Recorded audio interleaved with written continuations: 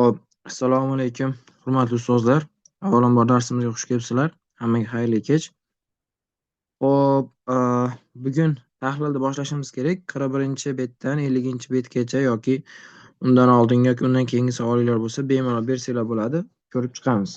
Chiqmaganlarini.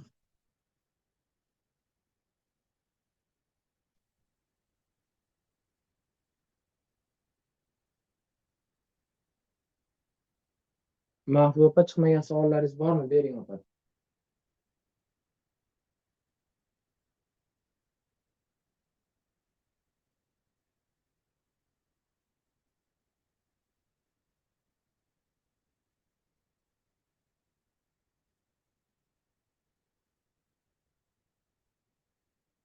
Ekran ko'rinyapti?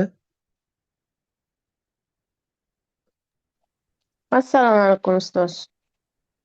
Va alaykum assalom. 15-chi testdan qolgan edik. Hop, Shundan 14tini ishlab ko'rmoqchi edik. 14 o'sha 17 taqsim 48 ga to'xtaldik. Shu ekanmi javobi? javobi shu. 17/48 chiqdi. Boshqachasi yo'q ekan buni. Xo'p, 15ni bitta Boshqasi. ko'raylik. 15 a? 14 15 mi yoki 15 14 mi? Yo'q, 15ni Mana shuni 14. 15. Ha, shu. 15 mana. 15-chi test 14. 15 testni 15-savoliga endi 14 chiqmadi-ku. Chiqdi-yu, javobi sal boshqacharoq bo'ladi. Yo'q, u mana qarang mana 15-chi test opa mana bu 15-chi test. Bu tepadagi 14. Mana 14 mana. 14 15 deng. Yo'q, 15ni 15. Unda bu boshqa test ekanda, mana hozir bu 14 14 mana 15 14 ga ketyapmiz endi. 15 14 mana 15 14.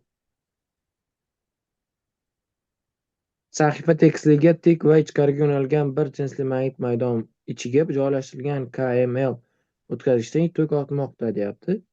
Simning KL qismiga ta'sir etuvchi magnit kuch F bo'lsa, KLM o'tkazgichiga ta'sir etuvchi yig'indi magnit kuchi quyidagilardan qaysisiga teng deyapti. Shumi? Ha, ustoz. Chunki siz aytgan narsa mana bu 14 15 edi. Agar 14 15 ni ham ko'rib ketamiz, bo'laveradi. Ko'rib ketaveramiz, uni ham farqi yo'q. Ha, o'shani ham bitta ko'raylik. Uni ham ko'ramiz keyin. Hop. Rasmda teng tomonli uchburchakning uchlariga sahifa tekstligiga tik joylashtirilgan cheksiz uzunlikdagi x, y, z simlar joylashtirilgan. X simdan o'tayotgan tokning X simdan o'tayotgan tokning uchburchakning og'irlik markazi O nuqtasida hosil qilgan magnit maydon induksiyasining kattaligi B bo'lsa deyapti. A nuqtadagi yig'indi magnit maydon necha Bga teng bo'ladi deyapti. Demak, qarang. Hop, bu ichkariga kiruvchimi yoki bizga chiquvchimi? X nuqtasida.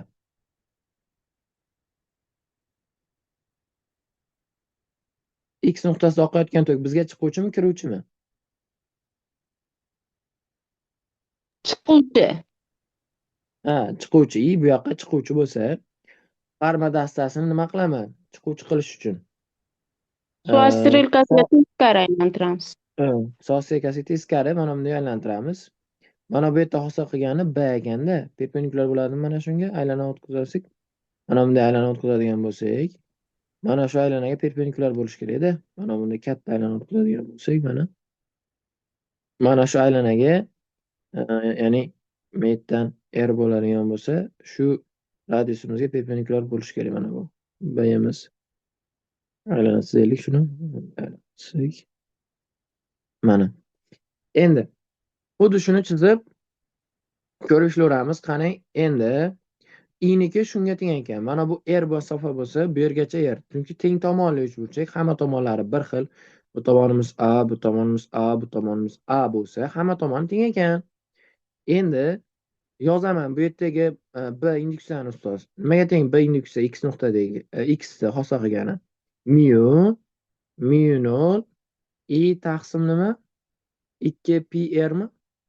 Endi mana kichkina y qilib qo'yaman buni o'rniga.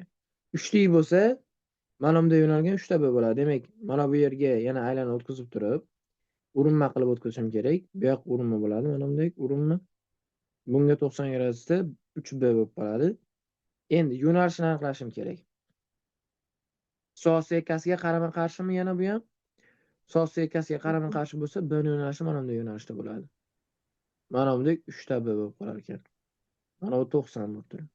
Endi mana i ichkariga kiruvchi bo'lsa, soat Strelkasi bo'ylab. bo'ylab bo'ladi. Mana bunday yo'nalishda perpendikulyar bo'lib qolar ekan. B bo'lib qolar ekan. Ukalasini yig'indisini hisoblashim kerak ustoz. Endi bunda biz haligi usulimiz bor edi, esingizda bo'lsa, preksiyalash usuli. Shundan foydalanaman ekan. Foydalanib ketaman. Qani ketdik. Preksiyalaymiz. Birinchi men qizil ruchkada olaman sizlarga yaxshiroq ko'rinish uchun. Rangini qizil qolsa mana X o'qini o'tkazib oldim. X o'qini o'tkazsam mana bunga parallel bo'lishi kerak X o'qim. Mana parallel bo'ldi Bga. Endi hozir shuni hisoblashni boshlayman. Endi qarang ustoz. Mana bu burchagimiz necha bo'ladi? 60 bo'lsa, bu burchagimiz 30, to'g'rimi?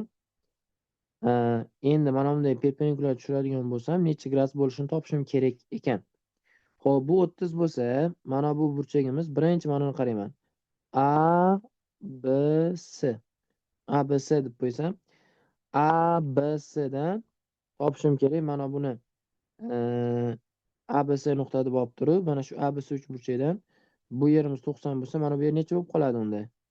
60 bo'lib qoladi, mana 60 gradus.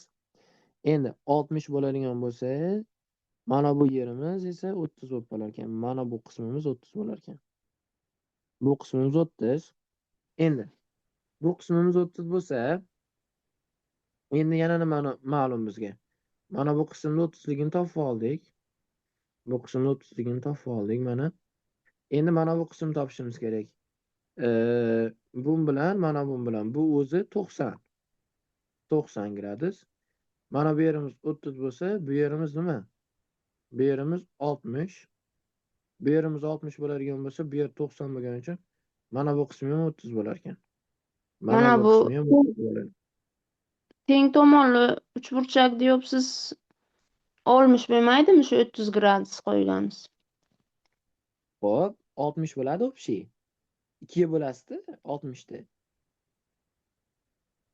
Asosan teng tomonli emasmi? Asos. Xo'p, asosan teng tomonli bo'lsa, yo asos teng tomonli emas. Mana bu yer 30 bo'ladi. Общий, mana bu общий 60. Mana bu yerimiz 30 ustoz. 30 bo'lgandan keyin qarang. 30 bo'lgandan keyin mana bu 3 i'ni perpendikulyari bor. Mana bunday bunga perpendikulyar qaysi? Mana bumi? Ikkalasi orasidagi Ha. burchak 90, mana bu yer 90. Endi bu yer 90 bo'lgandan keyin mana bu burchagimiz 60 bo'lib qoladi. Mana bu burchak hozir mana shu ko'rmayaptimi sizga? Mana shu burchagimiz 60. Ha. Endi mana bu Ha, yer bu 90 bo'lgandan keyin bu yer 30 bo'lib qoladi. Mana bu tepasi. Bizga shu yer muhim-ku. Xo'p, shunda ikkalasi 30-30 dan bo'lib qoladi. Tepalari mana bu burchaklari. Biz mana 90 graduslarni o'chirib olib turib, mana strokni kamaytirib qo'yaylik. Strok yezdirdi sal. Nima qilish kerak? Mana bu tomonlarimizni o'chirib olsak bo'laveradi mana bu yerlarni. Qismlar bular kerak emas bizga. Endi 30-30 shuni hisoblashsam bo'ldi. Demak, qanaqa holat bo'lyapti? Bu yoqqa yo'nalgan bizda B bor. Mana chizaman mayliga. Mana bunday yo'nalgan B bor ustoz. Mana bunday yo'nalgan B bor. Xo'p, mana bunday 30 gradus burchak ostida yo'nalgan yana bitta B bor. Mana bunday 30 gradus burchak ostida yo'nalgan 3B bor. Mana bu yerimiz 30 gradus ekan. Bu yerimiz mana bu yer 30. Mana bu joyimiz ham 30 gradus. Endi bu degani mana bu yoqqa yo'nalgan 30 gradus qarshisi bu taqsim 2. Bu yoqqa yo'nalgan 3B taqsim 2 bo'lib qoladi-da. 3B taqsim 2 bunday bo'lyapti. Demak, 3B taqsim 2 ayriladi minus B taqsim 2 minus B taqsim 2. Yoki boshqachasiga mana bu B x o'qidagisini topsam, birinchi x o'qiga preksiyalayman. Mana bunday B x o'qiga preksiyasam B musbat plus B taqsim 2 ham musbat 3b/2 manfiy. 3b/2 manfiy bo'lgandan keyin ikkalasi 0 bo'lib ketyapti. Endi pastga yo'nalgan kosinuslari bormi? Demak, 3b kosinus 30 pastga yo'nalgan plus b kosinus 30. Ikkalasini qo'shsam 4b kosinus 30 bo'lib qolar ekan. 4b kosinus 30 necha bo'lib qoladi? Hisoblasak, 4 karra b kosinus 30 ildiz 3/2. 2 ildiz 3b bo'lar ekan ustoz. To'g'ri javobimiz mana C javob. Dek, hisoblasak necha bo'ladi buni javobi? 15 mi? Mana 15 C ekan. Tushundingizmi? Ha, tushunarli ustoz. Bo'ldi. 30 gradus bo'lib turib, shundan foydalanib, ya'ni kosinuslar, balobatlarlarga qo'ymadim, chunki ana burchaklar topyapti, adashib ketib qolamiz-ku. Freksiyalar osongina topib qo'ydik.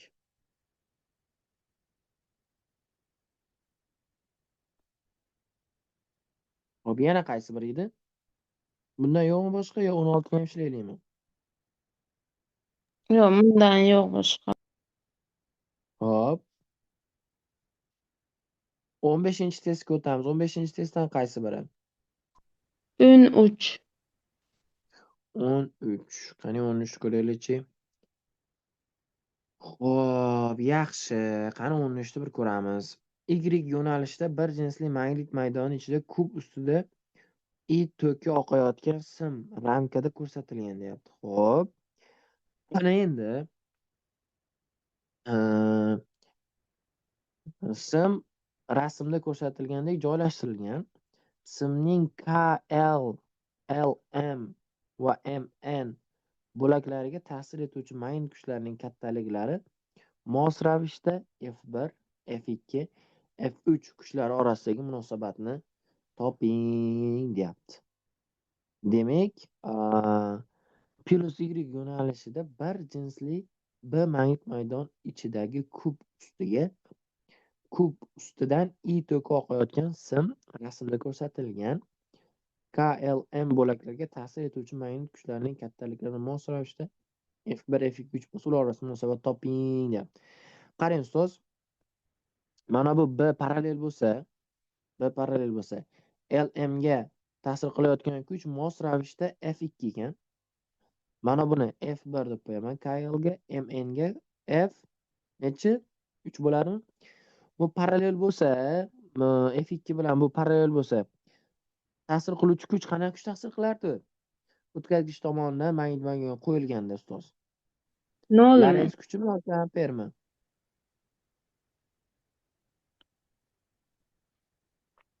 Qaysi bir kuch? BIL dan amper edimi shu? Amper kuchi. B Amper. I L IL. sinus alfa. Alfamiz 0 gradus bo'lgani uchun bu sinus alfamiz ham 0. Mana bu F2 0 bo'lib qolar ekan. F2 0 bo'lar ekan. Endi mana bu perpendikulyar bo'lyapti-ku B'miz bunga. Parma dastasini aylantiradigan chap qo'l qoidasini topsak, to'rala barmog'imiz tok yo'nalishida, bosh barmog'imiz nima? Bizda uchta yo'nalishni ko'rsatadi. Pastga yo'nalgan, bunga mana bunday perpendikulyar yo'nalgan, mana bunday yo'nalgan F1 kuch ta'sir qilar ekan. Mana bu F3 ga ham xuddi shunaqa B, Y yo'nalishda bo'lsa, bu ham F3 ham xuddi shunaqa bo'ladi. Tepaga yo'nalgan B bor, perpendikulyar.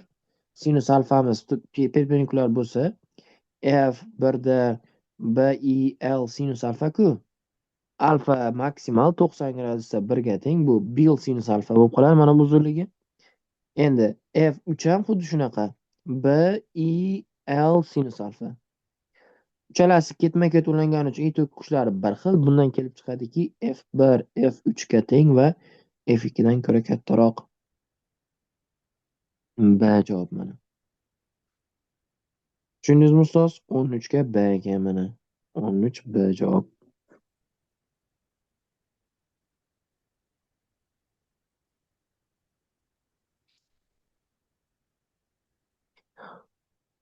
Mahbuba opa, qayeri tushunarsiz bo'ldi? Ustoz tushundim. Tushundingiz-a? Bo'ldi. Tushunarsiz bo'lsa to'xtatib so'ranglar.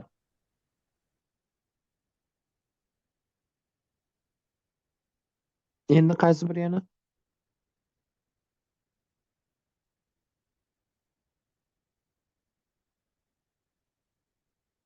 16 testdan 11 Mana ishlay oldingizmi 15 larda?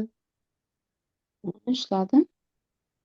Xo'p, qanaqa ishlaysiz buni? Qaysi birini? 15. 15.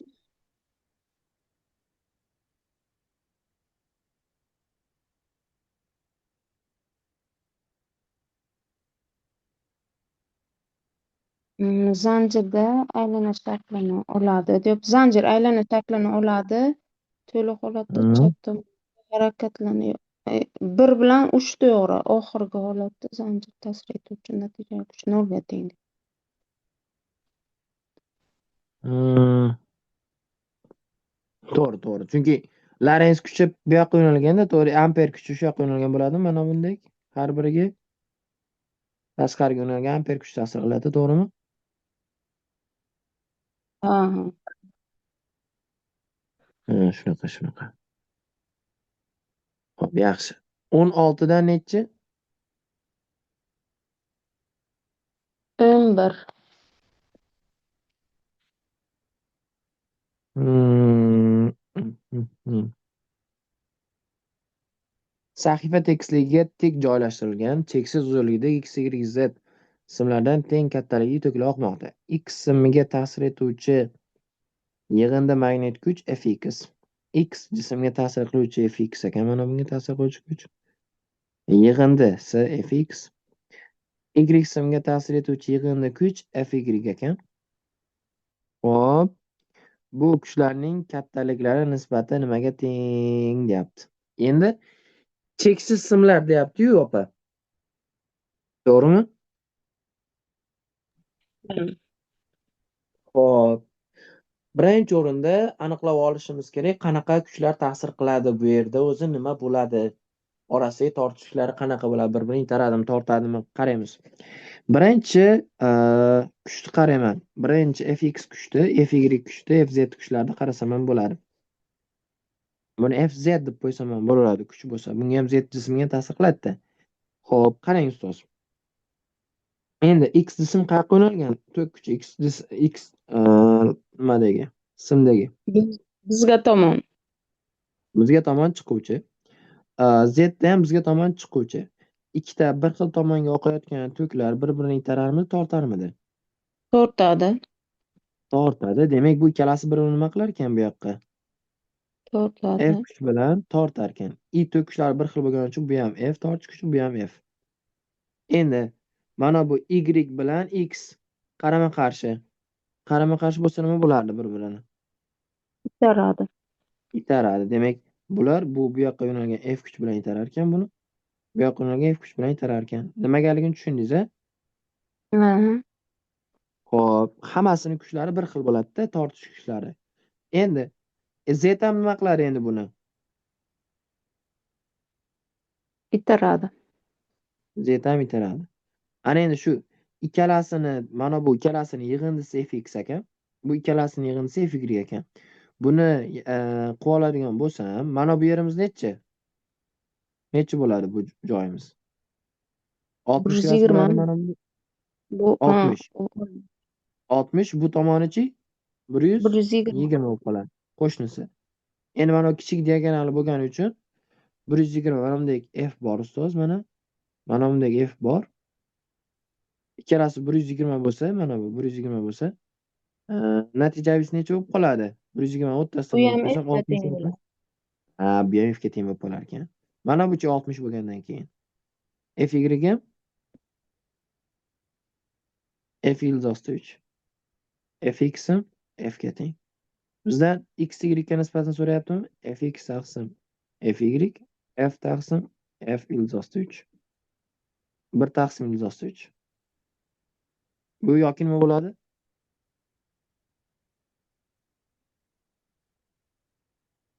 D javob bo'lar ekan. 11 D. Mana. Tushundingizmi ustoz? Mana bu 60 gradus bo'lganda F ildiz 3 chiqmadi-da menga. Ne chiqdi sizda? Mandami? Hmm. Hozir F ildiz ostida 2 minus ildiz ostida 3 chiqdi-da. Nimaga?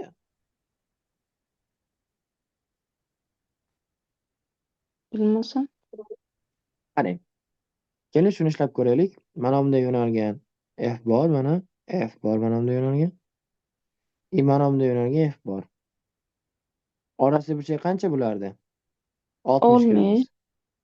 Natijaviysi mana katta bo'ladi. Mana katta degan bularning ikkalasi natijaviysi. Ha, To'g'rimi? F natijaviy barobar ildiz ostida f kvadrat plus f kvadrat plus 2 f kvadrat kosinus 60. To'g'rimi? ha, Kosinus 60 ta nechi? ha. Shu yerda sinus qiymatini Sinus qo'yib 60 olib ketdim. ketgansiz. Ha, 1 taqsim 2 ku. 1 taqsim 2 lar qisqarib ketsa 3f kvadrat bo'lib qoladi ildiz ostida. Ustoz, undan ildiz osti ha, 3f sinusni bo'ladi. olgan ekan. Ha, sinus olib ketgansiz. Haligi chiqmaydi o'sha paytda. Qidiravurasiz, qayerda xato qildim, hamma yoq to'g'ri chiqaveradi. Faqat sinus 60 ni olib ketib qolganingizni bilmay qolasizda. Bitta qiymatda kosinus 60 ni sinus 60 olib ketganingizni bilmay qolasiz. Shu paytda qaytadan e, boshqa misolda ishlab turib, yana qaytadan kelib ishlaganingiz yaxshi. O'shanda topa olasiz, bo'lmasa topolmaysiz.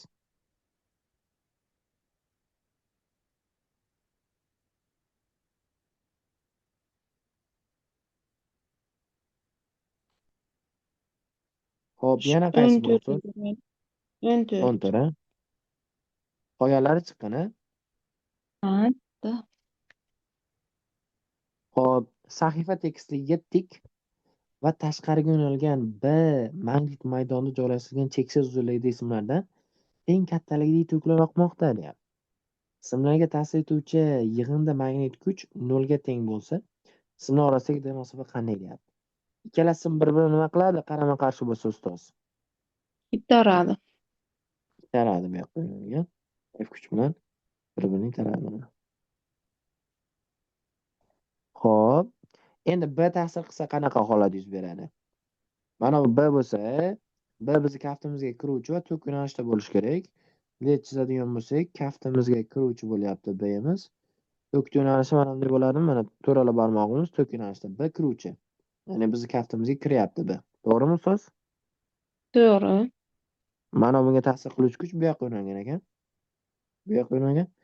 Buchi, bu ham endi e, kaftimizga kiruvchi bo'lishi kerak, demak, va mana bunday holatda bo'lishi kerak-da. Demak, kaftimizga kiruvchi to'rala barmoq yo'nalishimiz bunday va kaftimiz bu yoqqa yo'nalgan. Demak, bu yoqqa yo'nalgan kuch bo'lishi kerak. Shular bir-birini muvozanatlash uchun nima bo'lishi kerak? Yig'inda 0 bo'lishi kerak. Mana bunday yig'indi F, mana bunday yo'nalgan F. Ikkalasi bir xil bo'lishi kerak. Demak, mana bunga ta'sir qiluvchi kuch topaman. B tomonidan F kuchimiz teng bo'ladi. D masofa quyidagilardan qaysi biriga teng bo'lishi kerak? Demak, mana bu F kuchimizdan bundan ta'sir qilayotgan kuchimiz delta L masofaga ta'sir qilayotgan kuch topib olaman. Delta L ga. Nima teng bo'ladi? B I delta L ga teng bo'lib qolar ekan. Mana bu F B magnit maydon induksiyasi tomonidan delta L ga ta'sir qilayotgan F1 kuch. Xo'p, bu mana bu F2 kuchga teng bo'lishi kerak. Demak, F2 amper kuchi nimaga teng edi bu? Mu 0 I1 I2 taqsim 2 pi D nimaga teng edi? Delta Lmi? El. Ha, el. Ha. Endi 2 pi bormidi yo yo'qmidi? Bor edi. Bormidi? Unda nima yani u xato bo'lib qolarmikan? Mhm. Mana bu ikkalasi bir-biriga teng bo'lib qolishi kerak. F1 bilan F2 shunday. F1 bilan F2 teng bo'lishi kerak. B I delta L teng bo'lishi kerak. Mu 0. Ilar bir xil ustoz, shuning uchun yiqib qo'yaveraman ikkalasini ham. 2 pi d delta L. Delta L nima bo'lib ketdi? Qisqarib ketdi. Nimalar yana qisqarib ketadi? Ilar qisqarib ketdi. Bizda nima qolyapti? B barobar teng bo'lib qolyapti. Mu 0 I taqsim 2p dedimi? To'g'rimi?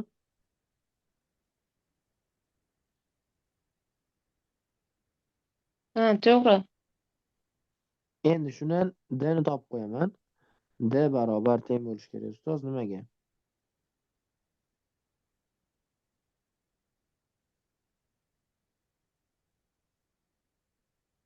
Miu 0, ya'ni miu nolimizni olmaymiz ekan. Menimcha miu deb olib ketyapti. Miu i taqsim 2pb bo'lib qolyapti-da. Mana shunaqa javob chiqishi kerak. Ha, to'g'ri, ana Endi shunaqa ular chiqadi. ha, Pi qolib miu ketgan i menimcha. taqsim ha, ular bundayda, misol uchun bizi tizimda 2pi olib ketishimiz mumkin-ku, ular balki 2pini boshqacharoq qilib olib ketadi. Ani miuning ichiga olib kirib ketar. Misol uchun bizda miu barobar qanaqadir miu 0 taqsim 2pidir. Yoki boshqacharoq belgilanishi mumkin-da. Shuning uchun S javobni olib ketaveramiz. Lekin to'g'ri javob mana shu. Miu i taqsim 2pi b chiqar ekan. Degan javob qaysi ekan? S javob. Bu nechi? 14 mi? 14. Ha. 14 B javob chiqyapti-ku.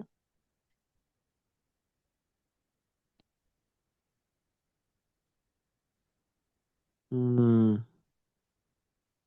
2 miu i taqsim B chiqib qoladi. Nimaga bunaqa chiqyapti?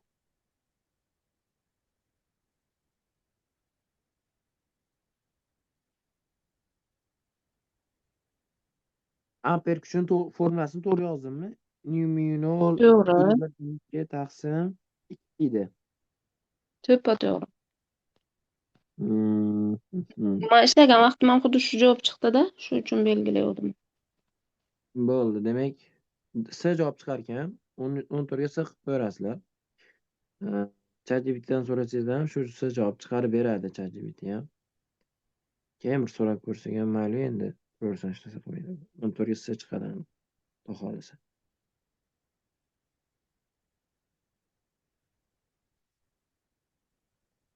Yana qaysi biri?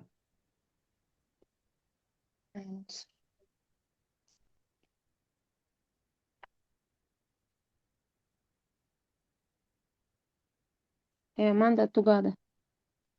Tugadi? Hop, Matlub opa sizda bormi opa?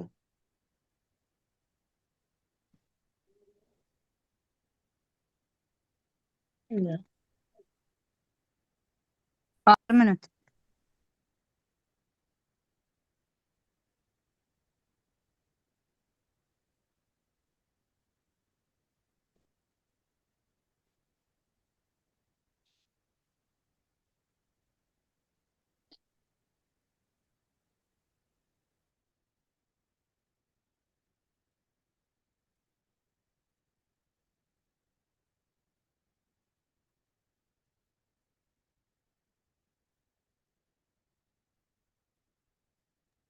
O'n beshinchi testni 10-chi masalasini ko'rdilarmi?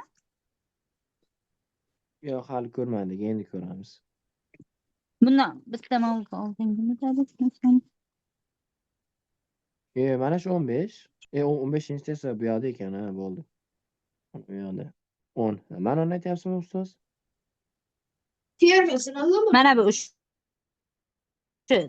doira. Xo'p, endi qarang, ustidan i2 tok o'tayotgan to'g'risi i1 tok o'tayotgan aylananing ustiga rasmda ko'rsatilgandek joylashtirilgan deyapti. Shunga ko'ra, to'g'ri KL qismiga ta'sir etayotgan magnit kuch qaysi yo'nalishda yo'nalgan bo'ladi deb savol beryapti ekan ustoz. Xo'p, qanaqa holat yuz beradi? Endi mana bu i1 bilan i2 bir yo'nalishda mana bunaqa. i1 bilan i2 bir-birini nima qiladi ustoz? Bular. Bir yo'nalishda bo'lsa tortadi. Mana bu yerda mana urinma o'tkazsangiz, mana buni yaqinlashtirib turib ustoz. Mana bu joyga qanaqadir i1 urinma o'tkazsangiz bo'ladimi? i1 tok kuchi shu yoqqa ketyapti. O'tkazsangiz. Demak, bu ikkalasi mana bu nuqtasi bir-biriga tortishadi. Mana bu nuqtadan o'tkazadigan bo'lsangiz, I1 qayerga yo'nalgan bo'ladi? Pastgami? Nima qiladi endi qarama-qarshi bo'lsa ikkalasi? Qarama-qarshi tok oqayotgan bo'lsa bir-birini. Qarama qarshi bo'lsa ko'tariladi. Itariladi. Demak, mana bu I1 buni bu yoqqa qarab itarar ekan. I2 buni. Demak, I1 tok kuchimiz, I1imiz mana bu tomondagi I1, mana bu chap tomondagi I1, chap qo'l tarafimizdagi I2 ni tortar ekan. Mana bu I1 chap qo'l tarafimizdagi yana bu yoqqa qarab itarar ekan. Demak, mana bu F1 va F2 kuchlarimiz ham ikkalasi ham bir tomonga yo'nalgan ekanda. Mana bu birinchi tomondagi I1 buni tortyapti F1 bilan. Mana bu ikkinchi tomondagi F2 buni yana I1imiz itaryapti. Demak, qayerqa harakatlanar ekan I2miz? Qaysi tomonga yo'nalishda bo'lar ekan? Chapga bo'lar ekan. Demak, yo'nalish so'rayapti ekan. Yo'nalishimiz minus x yo'nalishda. Bu plus x yo'nalishi, mana bu minus x yo'nalishi. Demak, minus x yo'nalishda bo'ladi deb javob belgilab qo'ysak bo'lar ekan. S javob. Xo'p, 10 ga S. Mana. Tushundingizmi ustoz? Ha, tushundim, rahmat. Xo'p, 13 13.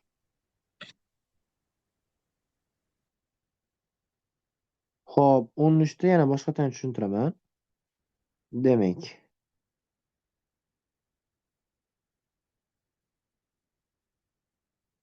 qarang.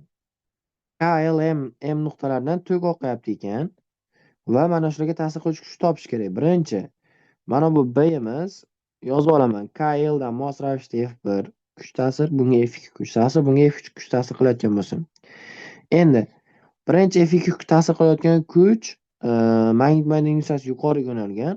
Ular orasidagi burchak qancha ustoz? I1 bilan I2 orasidagi burchak mana bu I1 bilan mana bu B ni orasidagi burchak qancha deb o'ylaysiz? qarama qarshi 180 gradusmi? 180 gradus. Amper kuchi qanday topilardi?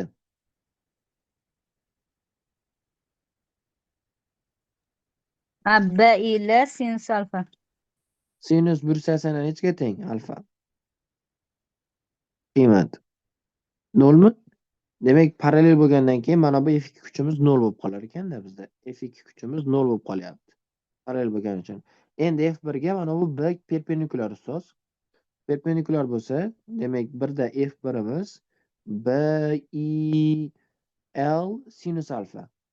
Sinus alfa 1.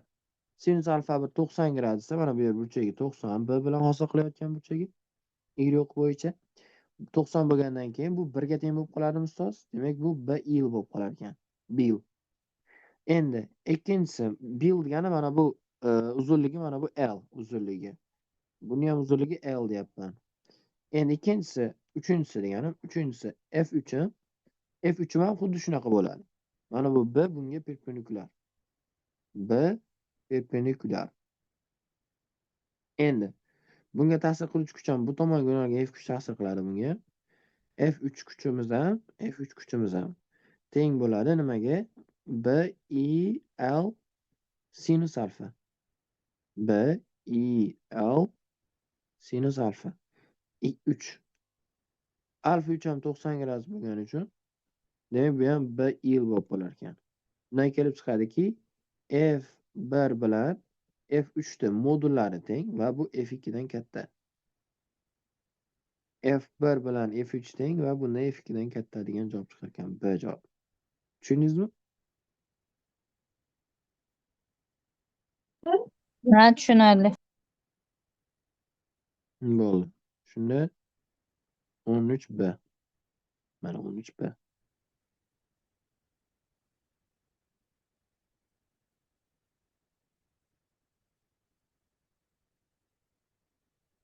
Hop, yana qaysi biri?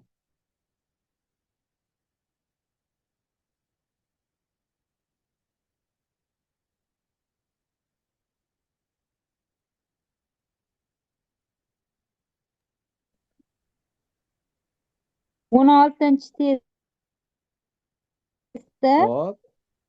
Hmm. 16-sini qaralmay qoldim. 16-test 16-si. Hop. Ustidan I1, I2, I3 to'klar va I to'klar oqayotgan sahifa tekstiga tik joylashtirilgan simlar cheksiz uzunlikda A simga ta'sir etuvchi yig'indi magnit kuchi 0 ga teng bo'lsa, I1, I2, I3 orasidagi munosabat qanday deyapti. Xo'p, ustoz bo'lmasa boshlari yordam berib turasiz. Xo'p, I1 to'kdi yo'nalishi qayerga yo'nalgan? Birinchi I1 to'kdi yo'nalishini topaylik. I1niki bizga kelyapti. Bizga chiquvchi. Hmm. Yaxshi. I1 bilan A'dagi bir-birini tortadimi, bir-birini itaradimi? Ha, bir-birini tortadi. Demak bu F1 kuch bilan buni tortadigan bo'lsa, bu ham F1 kuch bilan A'ni tortar ekan, to'g'rimi? Ha. Endi Faqat I3ga. I3da nima bo'ladi? I3da ham tortiladi bir-biriga Hmm. va F3 bo'ladi. ikkalasini natijavisi I2 Endi tomon I2ga bo'ladi. I2 tomonchi. I2 bilan Va bu nima I2 qiladi tomon bir-birini? esa Buni itaradi. To'g'rimi? F2 bilan. o'sha natijaviga qarama-qarshi bo'ladi. Hmm. Hmm. Va ana shunda 0 bo'ladi natijaviy kuch. Hmm.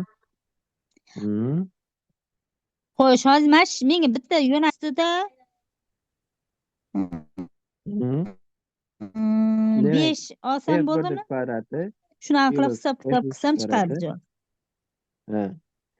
F1 kvadratiga F3 kvadratini qo'shsak Bo'ldi, va ustoz chiqdi. ularning yig'indisi bu yoqqa bo'ladi. Tushundingizmi? Oxirigacha ishlab Ha, qo'yaylik. bo'ldi. Rahmat. Hop. F1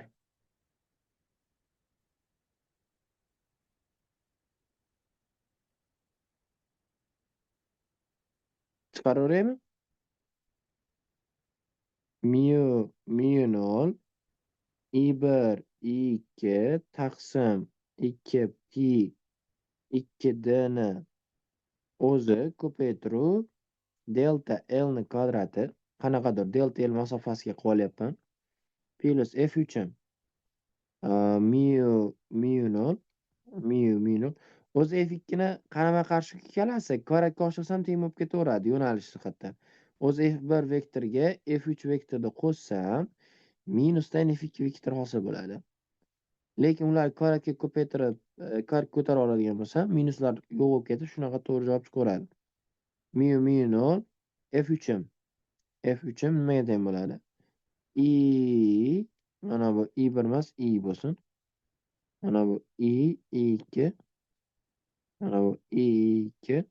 Bu mu 0 I3. I3 2pi d ni kvadrati teng F2. F2 uchun mu 0 I ko'paytiruv I2 taqsim 2pi ildiz ostida 2d ni kvadratiga d ni kvadratni qo'shsam ildiz ostida 5d ni kvadrat bo'lib qolar ekan. Endi qaranglar. Mu 0lar, 2pilar, mu 0lar, 2pilar, mu 0lar, 2pilar hammasida i'lar qisqarib ketdi. Delta L'lar qisqarib ketdi bu yerdagi delta L bilan mana bu yerdagi delta L'lar qisqarib ketdi. Bizda nima qolyapti? I2 ni kvadrati taqsim pastda 4d kvadrat plus I3 ni kvadrati taqsim necha? D kvadrat teng bo'lib qolyapti. I2 ni kvadrati taqsim 5d kvadrat. To'g'ri yozdimmi?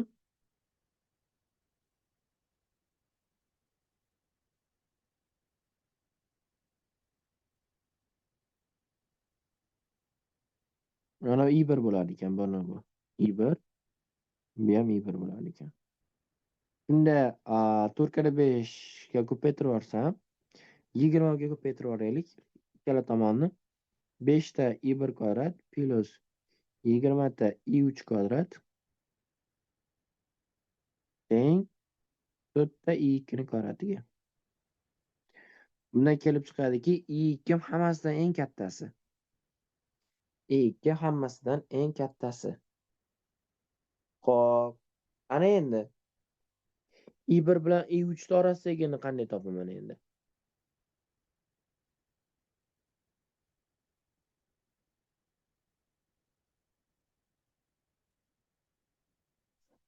i1 bilan i3 orasidagi munosabatni qanday topaman? Menda i2 hammasidan kattaligi Bu- ma'lum bo'ldi. i2 ham katta bo'ldi i1dan, i2 ham katta bo'ldi i3dan.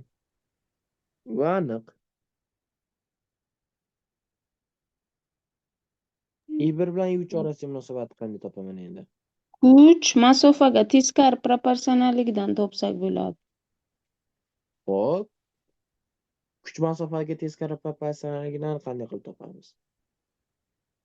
Masofa qancha katta bo'lsa, shuncha kam kuch ta'sir etadi. U uchun endi tok katta bo'lishi kerak. Teng bo'lishi uchun.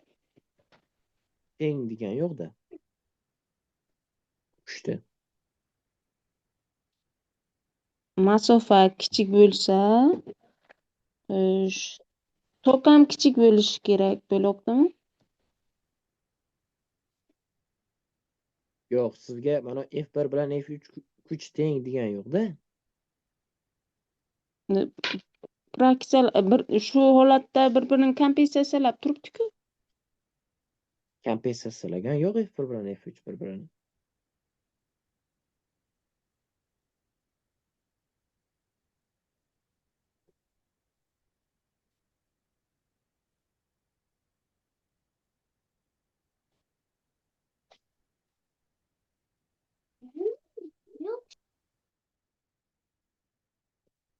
Qanday topamiz, ustozlar?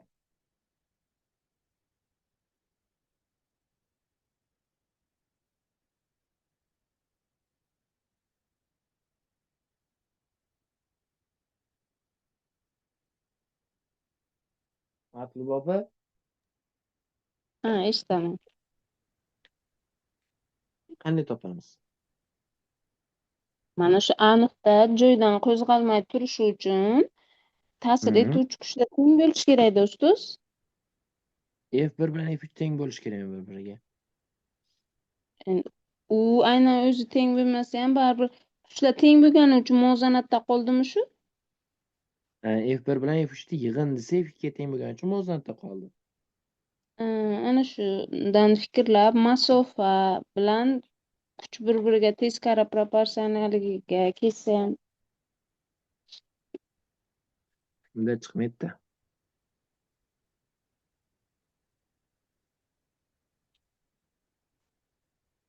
Davom ettirishimiz kerak buni.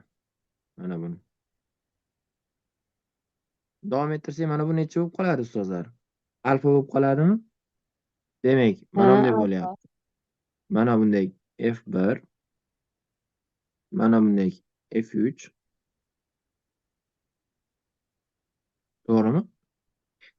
Endi bu vektor kattaligini ifodalaydigan kattalikda.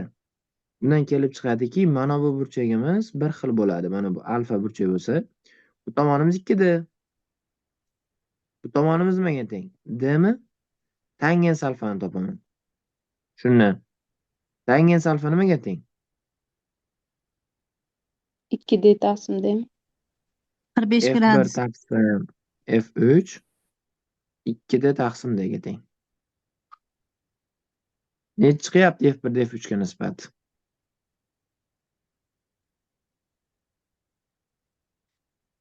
2 chiqyapti. Tushunyapsizlarmi? Ha.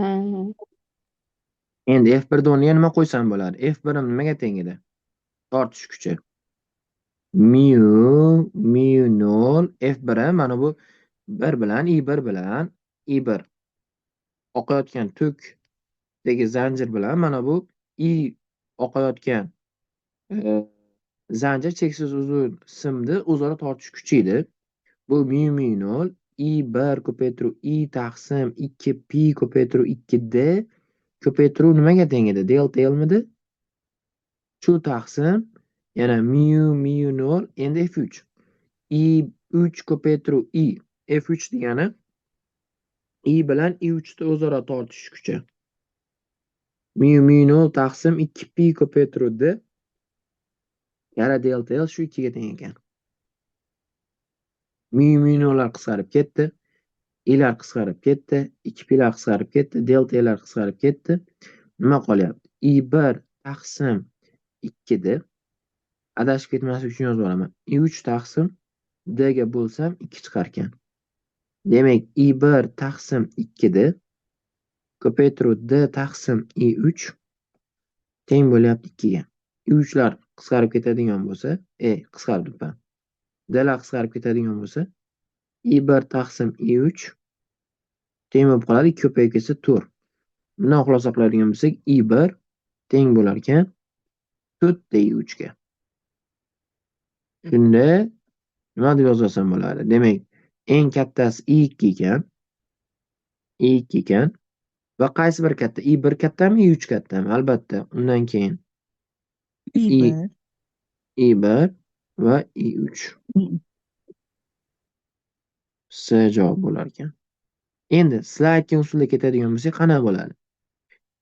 F1 o'rniga qo'ysam mu 0 I1 I taqsim 2pi 2 da teng bo'ladi mu 0 I2 I3 I taqsim D ga.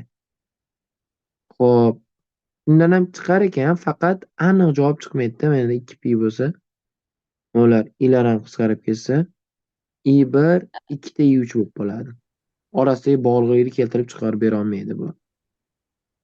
Aniq so'ni chiqara olmaydi-yu, lekin test ishlashda tezlikka menimcha foydasi bo'ladi-da. Bir qarashdan o'zi I2 kattaligini sezsangiz bo'ladi. Masofasi ana I1 bilan I3 ni masofalari har xil bo'lgandan teng emasligini bilsak, E2 eng katta javob C kalta turibdi-da. Demak, eng katta javob C kalta turishi kerak. Shunaqa qilib ishlasak bo'ladi. Lekin hali mana bunday bo'lib qolsa nima bo'ladi-da? Misol uchun I2 katta I1 teng 4 da I3 deb qo'ysa yoki I2 katta I1 katta I3 deb qo'ysa qaysi birini olasiz?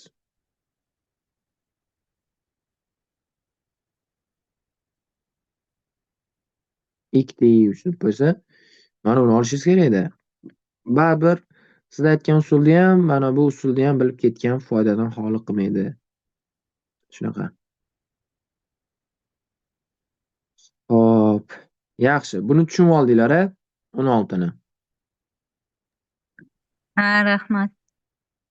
Hop. Yana qaysi bir ustozlar?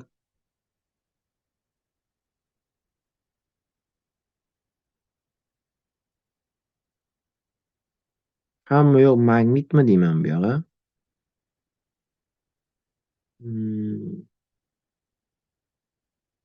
Magnit induksiyasi bor ekan bunda.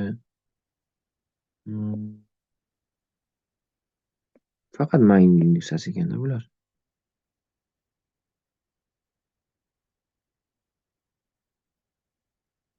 Rheostat bor ekan.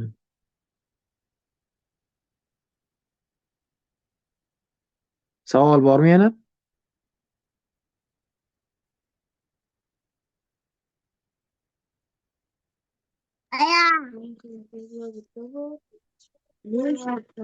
Men 17-testgacha tugatdim, ag'ini tugatilganim yo'q. 17-testni ham tugatdingizmi? Savollar bormi netda? Yo'q. Hop. 18 shu oxirgi 14-15lar ko'rib beravering. 12 18 mi? Ha, yo'q. Ha, 18 da. Ha. 12-13. Bir xil kattalikdagi zaryadga ega X va Y jismlar B magnit maydoniga rasmda ko'rsatilgandek aylanib bo'ylab harakat qilmoqda deyapti. Shunga ko'ra jismlar uchun quyidagi kattaliklarni aniq farqlanadi deyapti. Demak, birinchi jismga markaziy intilma kuchi qayerga ta'sir qiladi? Bu yo'nalishda ta'sir qiladi, to'g'rimi? Mana bunday yo'nalishda F markaziga intilma. Bu F markaziga intilma kuchi nimani vazifasida keladi bizda? Lorentz kuchi. Markazga intilma kuchi vazifasida keladi. Bu yoqqa ham mana bunday yo'nalgan Lorentz kuchi bor ekan. Endi shunga ko'ra topishimiz kerak edi. Demak, xo'p, ta'sir qiluvchi kuchni topish uchun magnit maydon kuch chiziqlari biz kaftimizga kiruvchi bo'lishi kerak. Chap qo'l topamizmi, o'ng qo'lmi?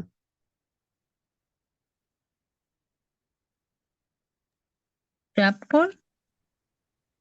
Chap qo'l agar musbat bo'lsa. To'g'rimi? Xo'p, B'miz kaftimizga kiruvchi, mana chap qo'l mana kiruvchi. To'rala barmog'imiz B'ni yo'nalishida va jism bu yoqda ekan. Demak, bu qanaqa ekan? Bu musbat ekan. Mana bu musbat zarracha ekan. Endi xuddi shunaqa qilsak, kaftimizga kiruvchi bo'lyapti. Bu tezlik yo'nalishida va kiruvchi bo'lsa, mana bu bosh barmog'imiz qarama-qarshi bu tomonga qarab ta'sir qilishi kerak. Demak, buni ishorasi nima bo'lar ekan? Buni ishorasi manfiy bo'lib qolar ekan. Buni ishorasi manfiy ekan. Demak, bu musbat, bu manfiy bo'lishi mumkin ekan. Mana bu musbat, bu manfiy ekan. Zaryad ishoralari nima? Qaysilari aniq farqlanadi? Zaryad ishoralari farqlanadimi? Ha. Impulslarning kattaliklari farqlanadimi? Xo'p, bir xil kattalikdagi zaryadga ega. Ikkalasida ham q bir xil ekan. Unda qanaqa bo'ladi? Bizda qanaqa edi formula? mv kvadrat taqsim r teng bo'lardi b quvvagami? B quvva. Endi bir xil kattalikdagi zaryadga x va y jismlari. Buni aytmayaptiki, massalari bir xil deb. mx vx kvadrat taqsim b quvva ekan. my vy kvadrat taqsim r. Mana bu r1 rx, bu ry teng b quv vx vy. Blar teng quvlar teng, blar teng quvlar teng. Qolgan kattaliklar farq qiladi. Mana bu rxim, mana bu ry. Endi shuni bu r y da ikkita r desam, rxim bitta r bo'lib qoladi. Shunga ko'ra farqlashimiz kerak. Demak, vxlar qisqarib ketsa, mana bunday bo'lib m vx taqsim mx vx taqsim rx teng b quvga. M bular ham qisqarib ketsa bittasi bilan my vy taqsim ry, bu ham b quvga teng bo'lyapti. Endi shu yerda mvx topaman ustozlar. mx vx topsam bu nimani beradi? Px nima? Ya'ni x jismning impulsini berib qoladi. Bu teng bo'ladi r rx bitta r ga teng, kichkina r ga. R ko'paytirib b quv. Bu bir xil. Keyingisi py deb yozsam my va y deb berib qoladi. Bu 2r b quv. Impulslar ham nima qilar ekan bir-biridan? Farq qilar ekan. Ana endi kinetik energiyalari. Kinetik energiyalari qanaqa bo'lishi mumkin? Xo'p, impulslari farq qilgandan keyin, zaryad ishoralari farq qilgandan keyin, xo'p, kinetik energiyasi E kinetik x nuqtaniki mx vx kvadrat taqsim 2. Xo'p, endi E kinetik y desam, my vy kvadrat taqsim 2. To'g'rimi? Mana bundan mx vx topib kelib qo'ysam, bu bunday bo'lib qolar ekanda. Kvadrati bo'lgani uchun b quv vx rx bo'lib qolar ekanda. Vx bilan rx bir xilligi aniq emas. Farq qilishi kerak mumkin ekan. Vx bilan vy ham aniq emas, bir-biriga teng yoki teng emasligi. E kinetik x bilan e kinetik y bir-biriga teng yoki teng emasligi ham aniq emas. Ya'ni xohlasa teng ham bo'lishi mumkin, xohlasa teng bo'lmasligi ham mumkin. Tushunyapsizlarmi? Bizga aniqini aytyapti. kinetik energiyalar aniq farqlanadimi? Bilmaymiz. Aniq farqlanadimi, yo'qmi? Misol uchun, Y kinetik X'da X jismida kinetik energiyasini Y kinetik X yozib olishim mumkin. Px kvadrat taqsim 2 mx deb. Y kinetik Y deb yozib olishim mumkin. Py kvadrat taqsim 2 y deb. Agar bizda mana pxim py dan katta bo'lib turib, mxim my dan kichik bo'ladigan bo'lsa, shunday bo'lishi mumkin. Ya'ni muvozanat holatda bo'lishi mumkin-da. mxim my dan katta bo'lsa, ikkalasi bir-biriga teng bo'lishi ham mumkin.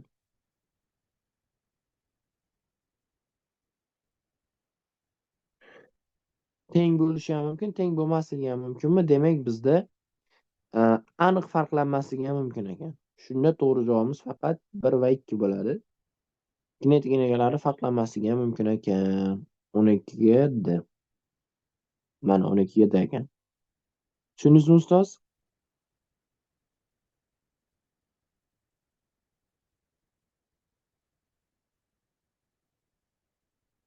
13.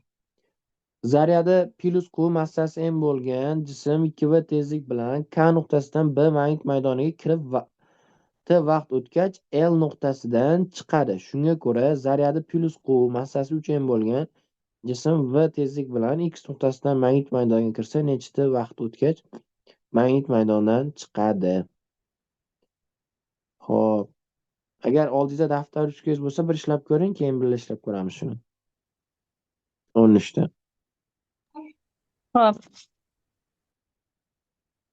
Mana yaqinlashtirib qo'yaman men.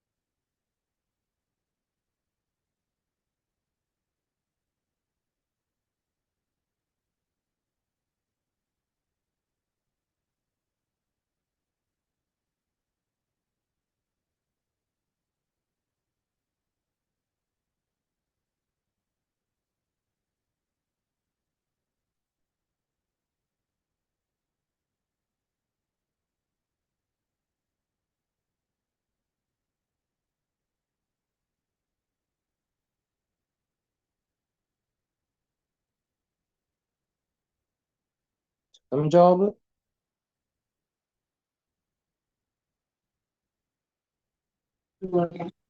Yo'q, hali chiqarilganim yo'q.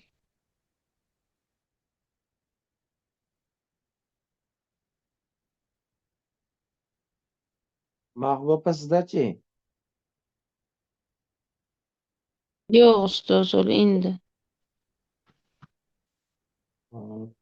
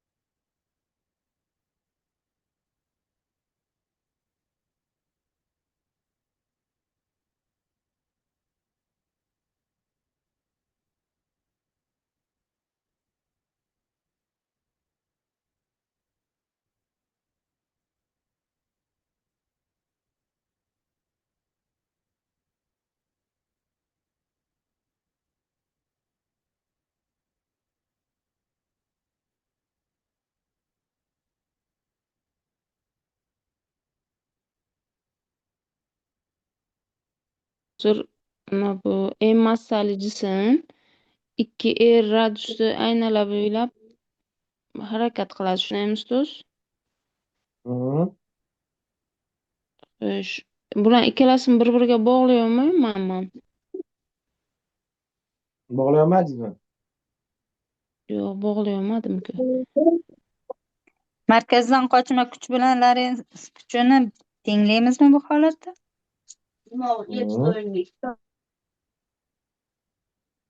Chiqmadimi? Ikkinchi jismni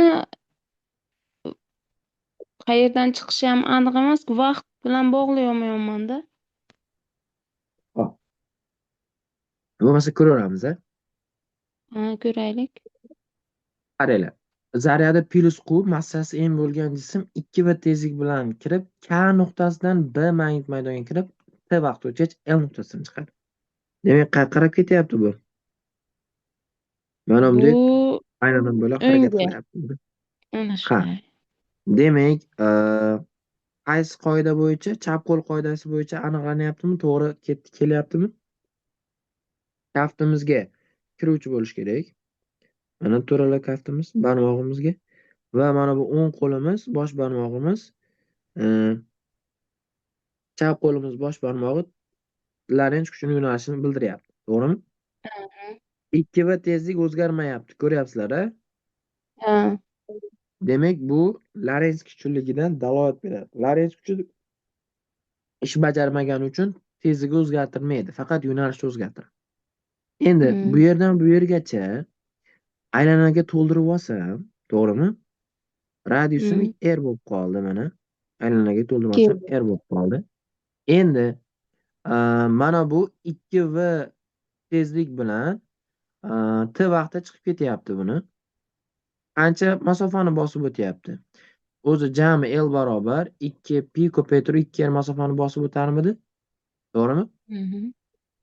Demak, mana bu 2R desam, bitta R emas, 2R deylik. Endi T vaqtda bosib o'tish uchun T taqsim 4 vaqt ketadi-da. Mana bu L taqsim 4 ni 2V tezlik bilan bosib o'tyapti. Shu T vaqtga teng. Bu yerda bossam bo'ladimi, bo'lmaydimi? Hozir tushunmadinglar nima qilgani. Mana bu umumiy aylanani uzunligini 4 qismini L taqsim 4 qismini bosib o'tyapti. Qancha tezlik bilan?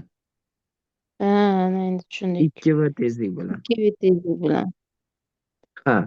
Demak, bundan T vaqt topadigan bo'lsam, L taqsim necha bo'lib qolyapti? 4. 8V. 8B. 8V bo'lib qolyapti. Endi mana bunda birinchi ta'sir yo'nalishini aniqlayman. Xo'p, musbat bo'lsa, yo'nalishim mana bunday to'rala barmog'im kuchli yo'nalishini va bosh barmog'im, chap qo'l bosh barmog'im nimani aniqlar ekan? Demak, bu yoqqa yo'nalgan kuch ta'sir qilar ekan. Bu degani bu kuch ta'sirida jism qanaqa? Mana bunday aylana harakat qiladimi? Aylana bo'ylab harakat qilish kerakmi? To'g'rimi? Mana bunday kelib turib, mana bunaqa aylana harakat qilish kerak. Bu degani bu jism mana bu yerdan chiqib ketishi kerak. Qancha radiusligini bilmayman. Xo'p, ana endi bog'lash, ana shu joy bog'lashi bizga qiziq. Demak, birinchisi uchun yozib olaman.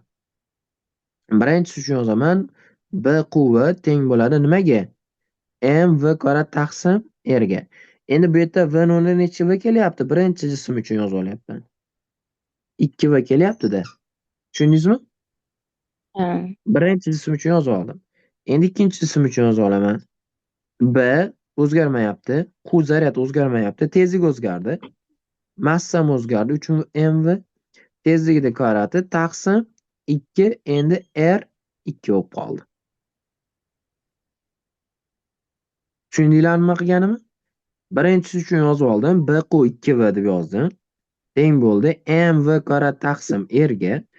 R ham 2r. Ikkinchisi uchun yozib oldim. B q v Lorentz kuchi teng bo'ldi 3mv kvadrat taqsim 2r2. Mana bu r2, mana buni radiusi. Nechtadir ham shu kechaga to'g'ri keladi. Erikligini qayerdan bilasiz? Radiusini bilmaymiz-ku. Asha r2 deb oldim-da, bilmaganim uchun. Formulada 2 Ha. yo'q edi-ku. Ha, bu 2 yo'q edi. Formulada 2 yo'q. To'g'ri. R2 ni o'zini olaman, ha. Hop, lekin o'zim.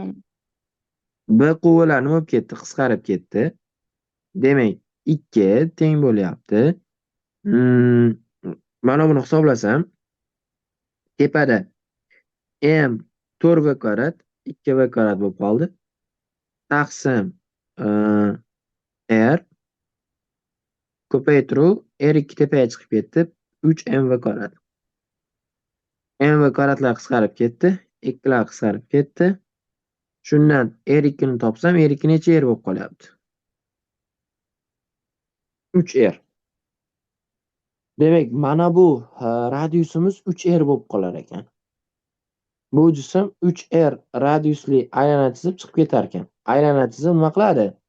Aylanani yarmini o'tib ketgandan keyin chiqib ketadi. Demak, to'liq aylanamiz L barobar 2pi ko'paytiruv 3r bo'lsa, 3r bo'lsa, shu aylanani yarmi L taqsim 2 qancha bo'ladi?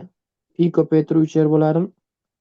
Shuni qancha t vaqtda bosib o'tadi? Demak, t2 vaqt topsam, 3 ni bo'lib qo'yaman v ga. Menda bor edi. Mana bu bor edi. L o'rniga olib kelib qo'ysam, mana buni hisoblasam, 4pr taqsim 8v. Ya'ni buni bo'lsam, pr taqsim 2v ham t ga teng ekan. To'g'rimi? Mana buni olib kelib qo'ydim. Endi shuni t2 ga olib borib qo'yaman. Demak, t2 chiqdi, t2 nima chiqdi? T2 3pr taqsim 3pr taqsim v chiqdi. Demak, mana pr 2vt bo'lsa, olib kelib qo'ysam, 3 kara 2vt taqsim v bo'lsa, vlar qisqarib ketsa, 6t bo'lib qolyapti. 6 degan javob mana A javob bo'lar ekan. 13 javobi mana A javob chiqar ekan. Tushundinglarmi? Tushundik shekilli. Ha, hali chalkashtiradigan narsa ekan. Misol uchun bitta erikini hozir men 2 olib ketdim-ku mana bu yerda. Mahbub agar bilib qolmaganda shu 2 menga xalaqit berib javobim 3 chiqib qolardi. Seni belgilab nimaga xato chiqyapti deb yuraverardim. Shunaqa.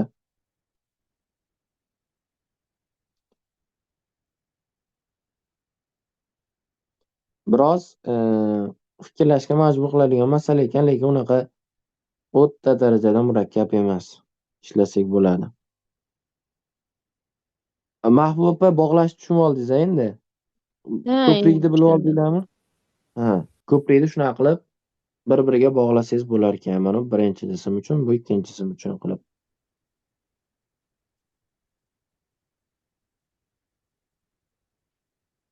Yaxshi. Yana savolinglar bo'lsa beringlar.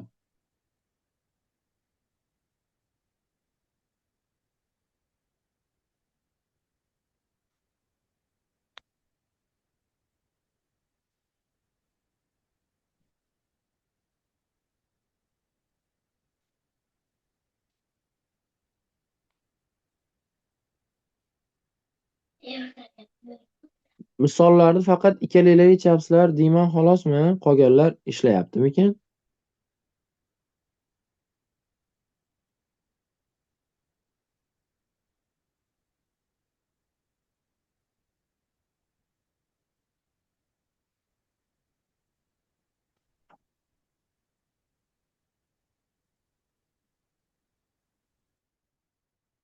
Sayyor opam ishlab turardi. Sayyor opam ham ishlamay qo'ydi shekilli.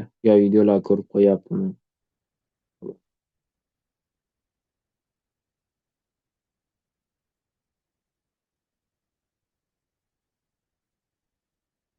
Xo'p. Mahbub opa savol qolmadi, Matlub opa? Yo'q, menda savol yo'q.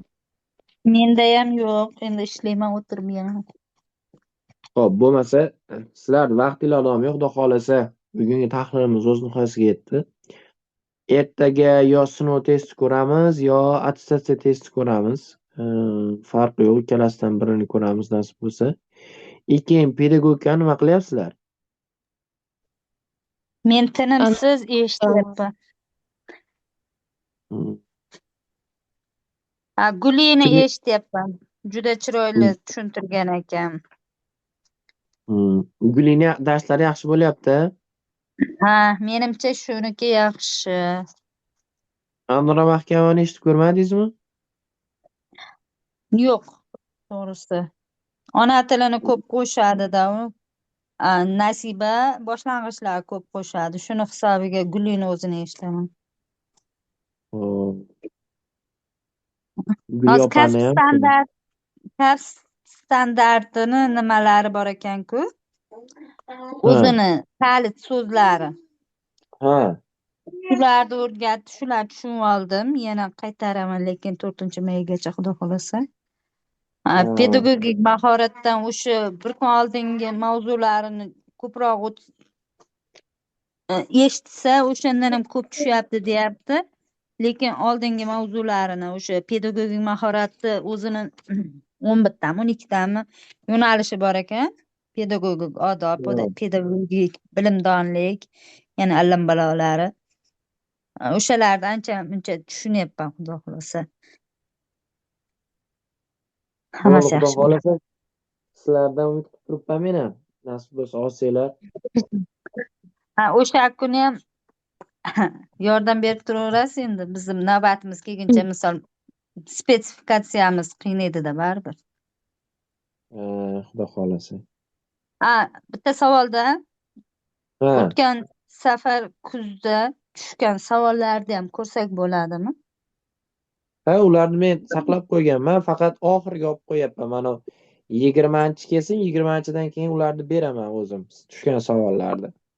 Mm. Yana bir 2 kun shu hafta tugasin, dushanbadan faqat tushgan savollarni ko'rishni boshlaymiz.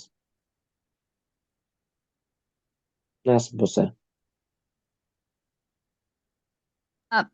Boshqa fanlar bilan gaplashib ko'rmadingizmi? Qaysi kitobdan tushyapti ekan o'sha misol bizga o'tgan safar turk fizikadan tushdi diyordi. Bu safar ham xuddi shundan tushadimi yo'qmi? Sinov testlarini ko'ryapmiz. Sinov testlarida o'zingiz ham borsiz. Ko'proq IT fizikadan olib qo'yyapti. Endi bilmadim. IT fizikadan olib sinov testiga o'xshash tushadigan bo'lsa, demo testga o'xshash tushsa, demak bundan oladi. Lekin olmasa ham ustoz ko'ryapsiz, misollar sizga boshqacha fikrlashni majbur qiladigan misollarda. Sal bo'lsa ham nima desam bo'ladi, ijod qiladigan misollar bor ichida, ko'rsangiz bo'ladi. Keyin ana bu qiyin testimiz bor-ku, ana shu qiyin testimizda men xudo xohlasa mana xatolarimiz, ishlay olmagan masalalarimizni yig'yapman. Nasib bo'lsa mana bu yakshanba kuni hamma xato ishlagan misollarimizni sinov testlaridagi ana shu xatolarimiz ustida ishlaymiz endi. Mana shu qolgan 2 hafta yoki oxirgi 1 hafta ichida hamma oldin xato qilgan misollaringiz bor, masalalaringiz. O'shalarni menga tashlab bersanglar, mana shu misolda nimaga xato qilganingizni o'shalarni ko'rib chiqamiz. Meni o'zim ham xatolarim ko'p. Ana shu xato qilgan masalalarimni men kolleksiya qilib yig'yapman. O'sha xatolarni o'rganib olamiz. Demak, eng ko'p xato qiladigan narsalarimizni. Misol uchun eng ko'p xato qiladigan joy menda ana bu kondensatorlarda adashib ketaman. Mana bu Sharli o'tgan safar ishlay olmadik-ku, bittasi boshida mana buni ko'rdik hozir mana. Sizlarga ko'rsataman. O'shani xudo xohlasa sizlarga ko'rsatib beraman men. O'shanga oid Mana bu. nima tashlaganim ko'rdingizmi ustoz? Ha. Uni ko'rdim, faqat unga men to'g'risini aytsam, haligi shunchaki yozib qo'yganga o'xshadi-da, bir tushuntirish bermaganiga uncha yaxshi anglab yetolmadim nima bo'lganini. Mana shu U yo'q, mavzularda men ha, yo'q, u guruhdan olingan videosi ham bor edi-da, videosini tashlay olmadim. Tushuntirib ishlagan mm, edi ustoz. mm, o'shani bir ko'rib qo'yaman men ham, xudo xohlasa. Men uni ustozimga ham ko'rsatdim o'zim. Ustozimga ko'rsatsam, ustozim ham bu olimpiadani masalasi, bunaqa tipdagi masala tushmaydi deyodi. Keyin ha bo'pti dedim, endi baribir ishlab ko'rish kerak bir. Mana shu masalalarda men qiynalaman, chunki mana shunaqa masalalarda biroz aniq narsa yo'q-da, mavhumlik bor haligi. O'zlari ham aniq yozmagan. Mana ular ko'ryapsiz-ku, nima bo'layotganini. Mana shunaqa tipdagi masalalarda men o'zim ham qiynalaman ancha fikrlashda. Biroz nimaroq, chalkashroq masala, shunaqa masalalarni Xudo xolasa ko'rib chiqamiz. Menga ham yordamingiz kerak. Vektorlar bo'yicha masala bor-ku, sinov testda ham tushdi. Ha, Ana shularni ishlashni bilmayman-da. ustoz mana Shunga bu oid nima birorta video bo'lsa kanalga tashlab qo'ysangiz ko'rib olardim. vektorlarga doir modulimiz bor-ku, o'shani yechganmisiz, yechmaganmisiz?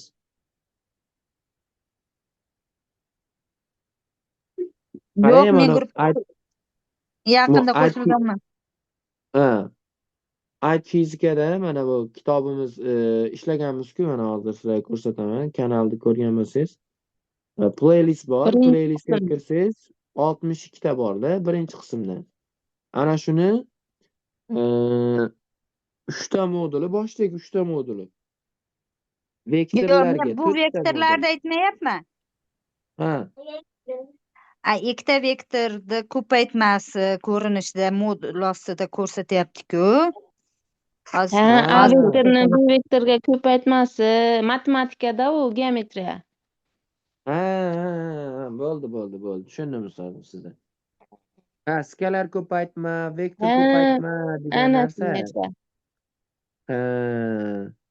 Ha, bo'ldi.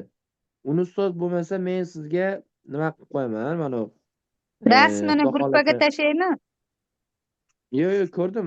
Tushundim sizni. Hozir mana men sizga bu masalani topib beraman hozir. Mana bu kitobimizda, varog'imizda bor edi adashmasam.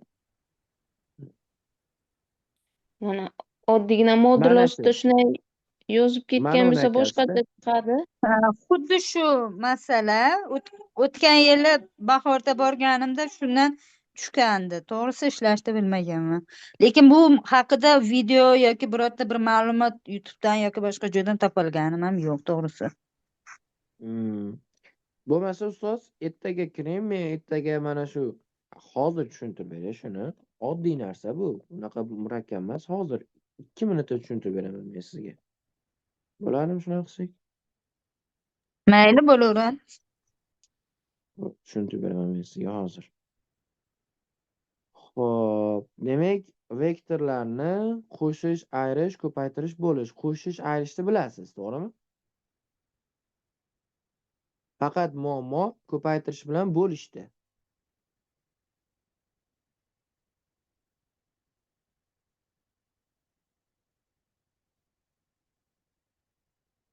Xo'p, boshladik. Demak, birinchisi vektorlarni ko'paytirish va bo'lish. Qarang. Vektorlarni ko'paytirish ikki xil bo'lar ekan. Skalar songa ko'paytirish va vektorni vektorga ko'paytirish bo'lar ekan. Birinchisi, keling bitta A vektori olaylik va B vektori olaylik. Mana shu A bilan B vektorni birinchi skalar songa ko'paytmasini bilamiz. Skalar songa ko'paytirsangiz, mana shu vektor, misol uchun mana bu A vektor bo'lsa, mana bu A vektor bo'lsa, skalar songa ko'paytirsangiz, shu vektor yo'nalishida moduli shu vektordan shu skalar son marta katta bo'lgan vektor hosil bo'ladi. Va uni yo'nalishi mana bu yuqoridagi vektor bilan bir xil yo'nalishda bo'ladi. Buni bilasiz ustoz, bu narsani. Endi bo'lganingizda ham xuddi shunaqa. Misol uchun A vektorini 3 ga bo'lsangiz, go'yoki 1/3 ko'paytirib A vektor qilib qo'ysangiz bo'laveradi-da. Ya'ni mana bunday A vektor mana bunday bo'lsa, misol uchun buni B vektor deylik, B vektor qilib qo'ysak, B vektorimiz mana bunday yo'nalishda bo'lsa, endi shundan 3 marta kichik bo'lgan 1/3 vektor hosil bo'ladi. Bu vektorni skalar songa ko'paytmasi. Skalar songa ko'paytmasi. Yozib qo'yamiz, vektorni skalar songa ko'paytmasi. Endi ikkinchi narsamiz bor. Bu vektorni vektorga skalar ko'paytmasi yoki vektorni vektorga vektor ko'paytmasi bor. Vektorni vektorga skalar ko'paytmasi qanaqa belgilanadi? Misol uchun bitta A vektor oldik. Orasiga mana bunday A vektorimiz bor. Mana bunday orasiga burchagi B vektorimiz bor. Mana ikkalasi orasiga burchak, ya'ni ikkalasini bir nuqtaga qo'yganimiz orasiga burchak alfa bo'lsin. orasiy burchak alfa bo'lgan ikkita a bilan b vektorini skalar ko'paytmasi. O'rtaga mana bu oddiy ko'paytmamiz bor-ku ustoz, nuqtacha. Ana shunaqa qilib ko'paytirasiz ekan. Mana shu skalar ko'paytma deyilar ekan. Vektorlarni o'zaro skalar ko'paytmasi. Skalar ko'paytma. Buni qiymati a ni moduli, a vektorni moduli ko'paytiruv b vektorni moduli ko'paytiruv sinus alfa bo'lar ekan ustoz. Yoki agar a vektorda koordinatalari berilgan bo'lsa, misol uchun x1, y1 deb yoki z1 deb berilgan bo'lsa, b vektorida koordinatalar berilgan bo'lsa, x1, y1, z1 deb berilgan bo'lsa, endi shuni skalar ko'paytmasi ustoz, skalar ko'paytmasi shu vektorlarni mos ravishda ko'paytirib chiqishingiz kerak. Mana bu x2, y2, z2 koordinatalar ko'paytmasi. x1, x2 plus y1, y2 plus z1, z2 bo'lib qolar ekan. Mana shu skalar ko'paytmasini koordinataviy ko'rinishi, mana bu esa modul ko'rinishi. Alfa esa ikkalasi orasiga burchak ekan. Endi ikkinchi xil ko'paytmamiz bor. Bu vektorni vektorga skalar ko'paytmasi. Uchinchi narsamiz bor. Vektorni vektorga vektor ko'paytma. Vektor ko'paytma. Endi vektor ko'paytma qanaqa bo'ladi? Misol uchun sinus alfa emas, kosinus alfa. Mana bu kosinus alfa edi. Xo'p, vektorni vektorga ko'paytmasi ustoz mana bunday belgilanar ekan. Orasidagi burchak alfa bo'lsa, kres qilib qo'ysa vektor ko'paytma bo'lar ekan ustoz. Xo'p, bu a vektor moduli ko'paytiruv b vektorning moduli ko'paytiruv sinus alfa. Endi chizadigan bo'lsak, mana bunday a vektor, mana bunday b vektor va ikkalasini vektor ko'paytmasi hosil bo'lganda qaniydir s vektor hosil bo'lar ekan va bu s vektor bu ham vektor kattalik bo'lar ekan. Uni qiymati mana bu parallelogramni yuziga teng bo'lar ekan. Mana bu parallelogramni yuziga teng bo'lib turib, a dan b ga qarab turib parma dastasini aylantirasiz. A dan b ga qarab turib parma dastasini aylantirsangiz, qayerga yo'nalgan bo'ladi? Ichkariga kiruvchimi? Mana bunday ichkariga kiruvchi s vektor hosil bo'lar ekan va bu s vektor yo'nalishi mana bu s yuziga teng bo'lib qolar ekan, moduli. S yuzamiz teng bo'lib qolar ekan s vektorni moduliga. Keling endi shularga misollar ko'rib chiqaylik. Birinchisi, ikkita vektorni skalar ko'paytmasi. Misol uchun f barobar bizga nimaga teng edi? F barobar ma vektormidi? To'g'rimi? Birinchi masalamizda. Misol uchun bizda a vektorimiz 2 metr taqsim sekund kvadrat bo'lsa, yo'nalishi endi buni moduli, a vektorning moduli. Bizdan so'ralayotgan narsa f vektor massasi 3 kilogramli jismga ta'sir qilayotgan kuchni toping, natijaviy kuchni. Shunday natijaviy topsam 3 kara 2 bo'lib turib 6 bo'lib qolar ekan. Ya'ni tezlanishimiz a ni tezlanishimiz mana bunday yo'nalishda bo'lsa, qiymati 2 bo'lsa, massani 3 kilogram bo'lsa, f yo'nalishi xuddi shu yo'nalishda f barobar 6 newton bo'lib qolar ekan, vektor kattalik bo'lar ekan. Bu birinchi skalar ko'paytmamizga misol bu. Fizikadagi. Endi ikkinchisi vektorni skalar ko'paytmasi. Qanaqa edi skalar ko'paytma? Bajarilgan ishni bilamizmi? Mana bunaqa bo'lsa, bunday ishqalanish kuchimiz yo'q. Jism qaniydir F tortish kuchi yordamida S masofaga ko'chdi. Ko'chish qanaqa kattalik? Vektor kattaligida, to'g'rimi? Ikkalasi orasiga burchak topasizda, mana bunday S vektor bo'lsa, ko'chirganda mana bu yergacha ko'chirdi deymiz. Mana bunday ko'chirib turib. Endi A ishni yozayotganimizda F vektor ko'paytiruv S vektor orasiga burchak kosinus alfa. A vektorimiz emas, bu skalar kattalik hisoblanar ekan. Ish skalar kattalik hisoblanar ekan. Demak, F vektor bilan S vektor ko'chish bilan kuch vektorini skalar ko'paytmasi bo'lgani uchun har doim ikkita vektorda skalar ko'paytmasi skalar son bo'lar ekan. Ya'ni faqat son qiymati bo'lar ekan xolos. Yo'nalishga ega bo'lmas ekan. Misol uchun F vektorimiz necha bo'lishi mumkin? 30 newton. S vektorimiz, ko'chish vektorimiz modullarida bular endi modullar mana bu yerga modul qilib qo'ysangiz bo'ladi, lekin biz modul yozmaymiz ko'p holatlarda. S'imiz 30 metr. Xo'p, endi alfa burchagimiz 30 gradus bo'lsin. Mana bu endi F kuchimiz mana bunday burchak ostida bo'lsa, ko'chishda mana bu alfa bo'ladigan bo'lsa, F kosinus alfa olib ketardik-ku, mana bu alfa bo'ladigan bo'lsa. Xuddi shunaqa. Mana bu ko'chish vektorimiz, mana bu burchagimiz alfa bo'lyapti mana. Endi shundan hisoblasak, demak A bajarilgan ish F 30 ko'paytiruv S 30 kara kosinus 30 yoki 60 desak ham bo'laveradi. Shu keling bizga son chiqadigan kelsin 60 deylik shuni.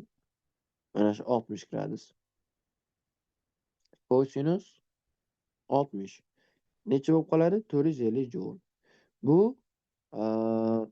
skalar ko'paytmaga misol. Yana skalar ko'paytmaga misol bor. Qaysi biri bo'lishi mumkin? Skalar ko'paytmaga misol.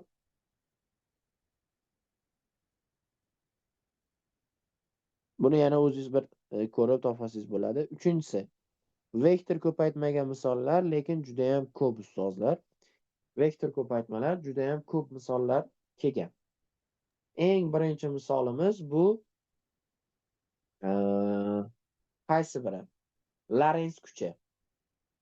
Lorentz kuchini yo'nalishi. Bizda hozir Lorentz kuchini yozdik-ku, nimaga teng? QVB sinus alfa. Yoki kuch momentini yo'nalishi. Yoki tezligimiz, vektor ko'paytmasi V barobar omega R. Mana shularimiz hammasi bizdagi vektor ko'paytmaga misol bo'la oladi. Ya'ni qanaqa? Misol uchun qarang. V tezligimiz mana bunday yo'nalgan. V tezligimiz mana bunday yo'nalgan. B'imiz bu tomonga yo'nalgan bo'lsa,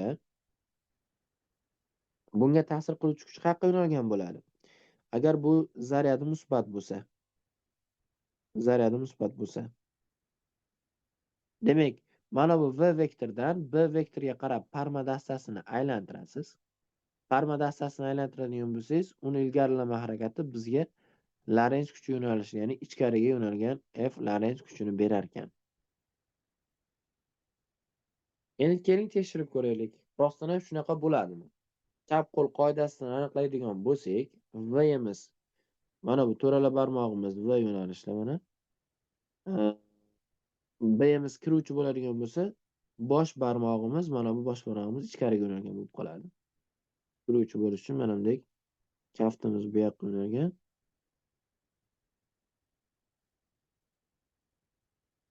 Shunday bo'ladi. Endi qo'lingizni qo'yib ko'rsangiz aniq ko'rinadi. Bu bizdagi Lorentz kuchi vektor kattalik ekanligini dalili hisoblanadi. Xo'p, endi vektorlarni qo'shish bilan ayrishni bilasiz o'zingiz. Keling, mana bu hozir sizga ko'rgan masalalardan bir ikkitasini ko'rib chiqaylik. Misol uchun hozir ko'rdik bittasini.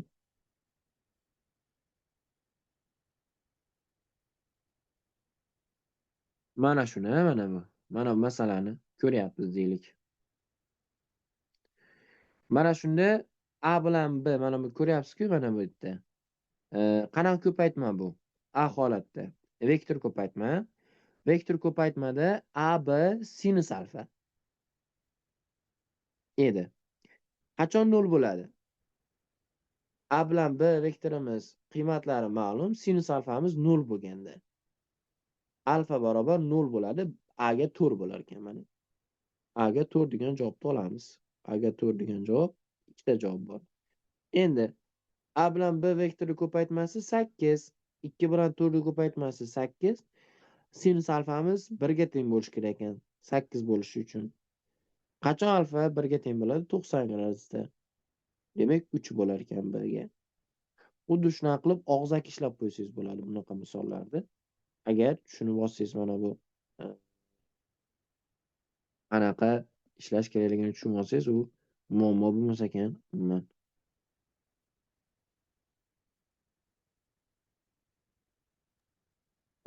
Xuddi shu tushuntirganingizda borku. Ha, Hozir koordinatalarini topish juda ko'p haligi milliy sertifikat savollarida ham IJ plus 4J plus 5K shunaqa qilib ishlangani ham bor edi mana shu vektorlarda. ha.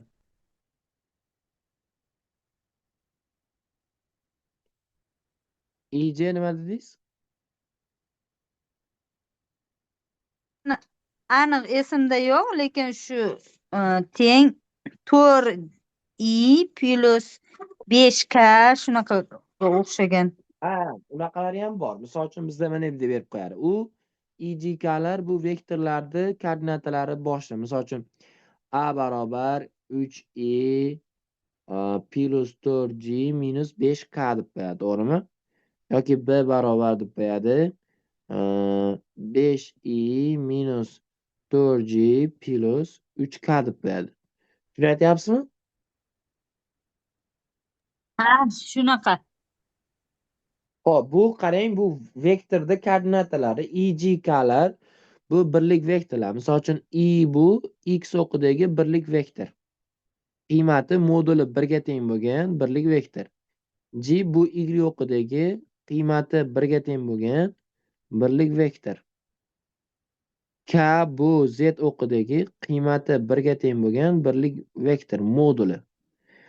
Endi hisoblasangiz mana bunday bo'ladi. IJK'lar bular mana bunday. I mana bu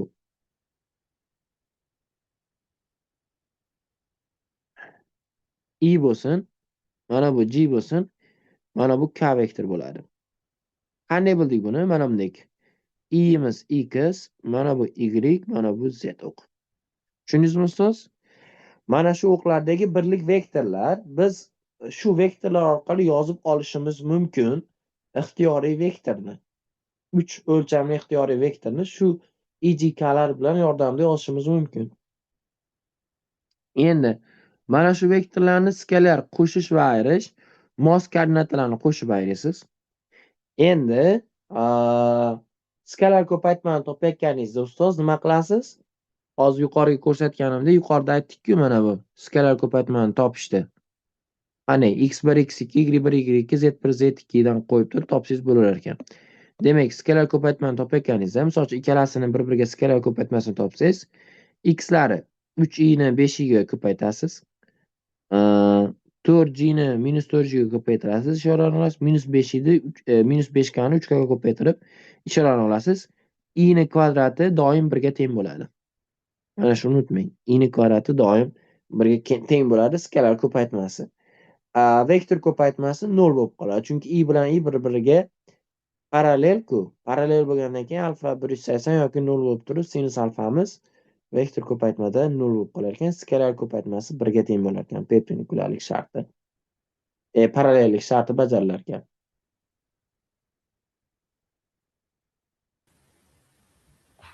Saidbek, yaxshimisiz? Hormang. Assalomu alaykum.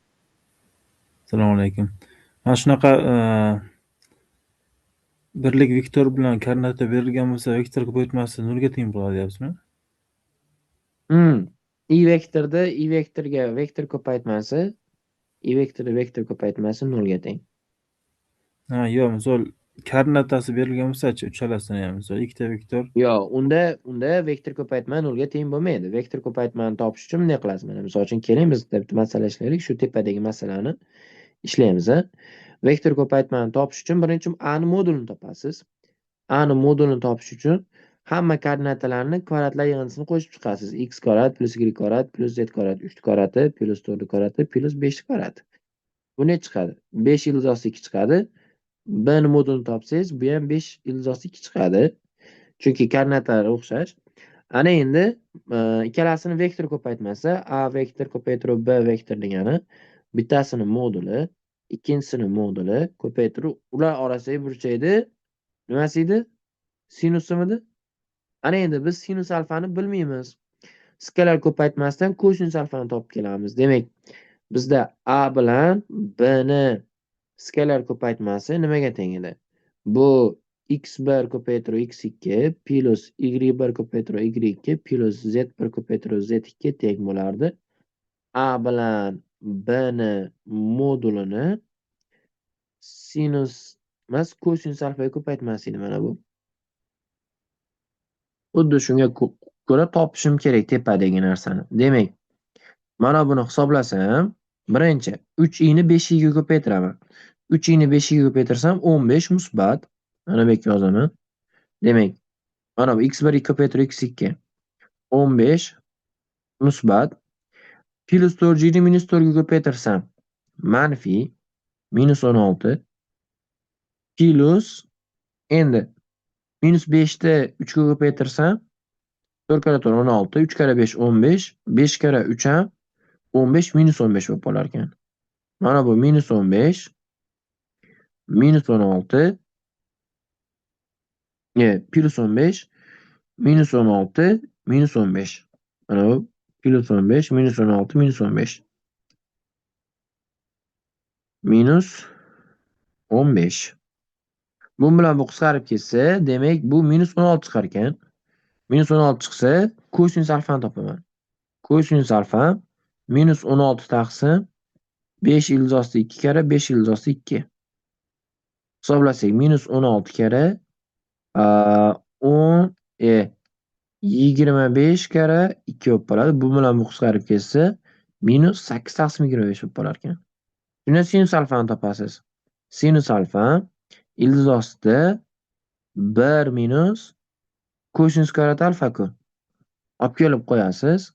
25 1 minus kosinus kvadrat alfa bo'lsa 8 ni kvadratdan 25 ni kvadratdan 8 ni kvadratdan ayirsangiz necha bo'ladi? Bittasi 33, bittasi ayirib yuborsangiz 17 mi? Mana shunaqa bo'lib qolar ekan. Endi A bilan vektor ko'paytma mana bunaqa x belgisi qo'yaman vektor ko'paytmada. Ko'paytirsam mana bunday bo'lib qolar ekan. 5 ildiz osti 2 ko'paytirib 5 ildiz osti 2 ko'paytirib ikkalasi orasiga burchak sinusi. 33 kare 17 taqsim 25. 25 bo'lib qolar ekan.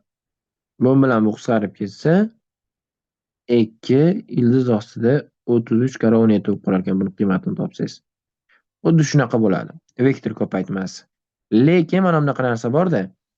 Ikkita vektor ko'paytmani olayotganingizda i vektorni olsangiz, i vektor bir-biriga parallel bo'lgan birlik vektorlar. Parallel. I vektorga skalar ko'paytmasi ikkalasini moduli 1, orasidagi burchakni sinusi sinus alfa 0 gradus. 0 bo'lib qolaverar ekan. Endi ikkalasini skalar ko'paytmasi mana bunday i bo'lsa, ikkalasini moduli va orasidagi burchakni kosinusi, kosinus 0. Kosinus 0 da 1 ga teng bo'lsa, bu 1 bo'lib qolar ekan. Mana bunday bo'lib 1 bo'lib qolaverar ekan. Shunaqa. Tushundinglarmi? O'shani boshqa yo'l yo'qmi? Koordinatani hozir unga hozir bitta burchak topib olish ancha vaqt ketadi-ku. Boshqa yo'lini men bilmayman.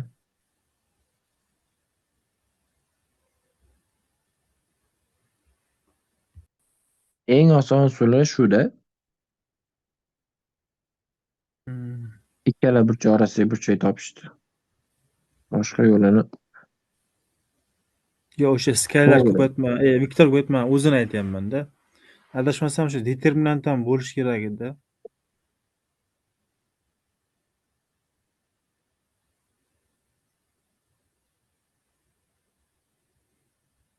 Mana matrisaga qo'yishni aytyapsizmi? Ovoz yaxshi eshitilmayapti. Internetim yaxshi emasmi? Matrisaga qo'yishni aytyapsizmi deyman?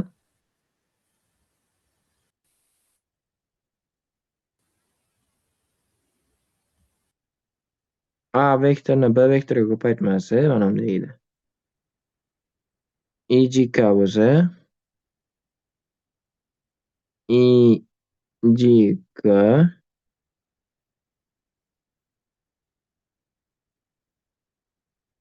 A1, A2, A3, B1, B2, B3. Mana shunday. Hmm, shunaqa. Endi men mana A bilan B vektorini ko'paytirganimda koordinatasini emas, modulini topib berdim. Endi qanaqa vektor hosil bo'lishini siz aytmoqchilik mana bu nimadan? Matrisadan topasiz. Ya'ni mana bunday qilib turib buni nima qilasizda I vektor A2, A3, B2, B3 qilasiz.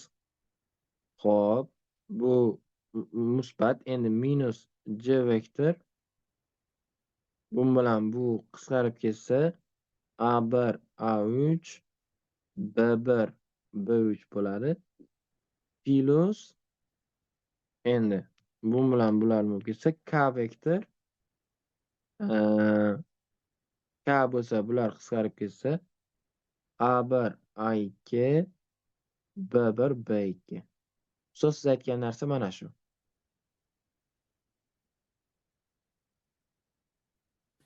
Ha, shunday. To'g'ri. Chunki uchburchakni yuzasini ham topishda o'sha koordinata bilan topsa xuddi shunday bo'ladi. Faqat ikkiga bo'linib qo'yiladi. Chunki yuzaga ham sinus alfa borda. Shunaqa. Aytmoqchi bo'lganim, agar modulini toping desa, mana shunaqa topsangiz ham bo'ladi. Faqat bu hali ko'pchilikning xayoliga kelmaydi-da, adashib ham ketib qolishi mumkin agar to'g'ri chiqara olmasa. Shunga mana bu usul yaxshiroq bo'ladi. Mana bu usulni siz mana bu usulda qiynalmasdan ishlaysiz. Sinus bilan kosinuslarini agar bo'lsa, modulni hisoblang desa. Lekin vektorni o'zini chiqaring desa, ijikalar orqali mana shuni chiqarishga majbursizlar. Yana bitta narsani ko'rsataman sizlarga. Misol uchun vektorlar mavzusini yana ham yaxshiroq tushunish uchun mana bu xalqaro nimada ham bor buni ishlagani. Xalqaro sertifikatga GRE Physicsdan ham topsanglar bo'ladi. Misol uchun kanalga kirib turib mana bu videolar bor-ku, oxirida vectors turibdi. Vectors fizika turibdi-yu. Mana shu yerda ham berib ketgan. Mana ko'rsangiz, men ishlab ketganman. Vektorlar ustoz Matlub opa. Ha, ko'rdim. Mana shu videoni ham ko'rib chiqing-da. Hamma narsa berib ketgan. Chunki ikkita vektorlar orasidagi burchak qanday topiladi, koordinatalar qanaqa topiladi, hammasini berib ishlashni ham ko'rsatib ketganman. Misol uchun hozir mana ikkita vektorlarni qanaqa vektor ko'paytmasi? Mana hozirgi aytgan narsam. IJK'lar. AX, AY, AZ.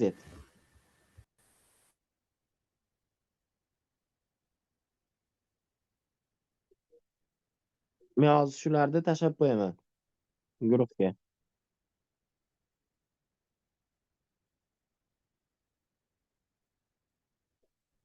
Mana chaptersni.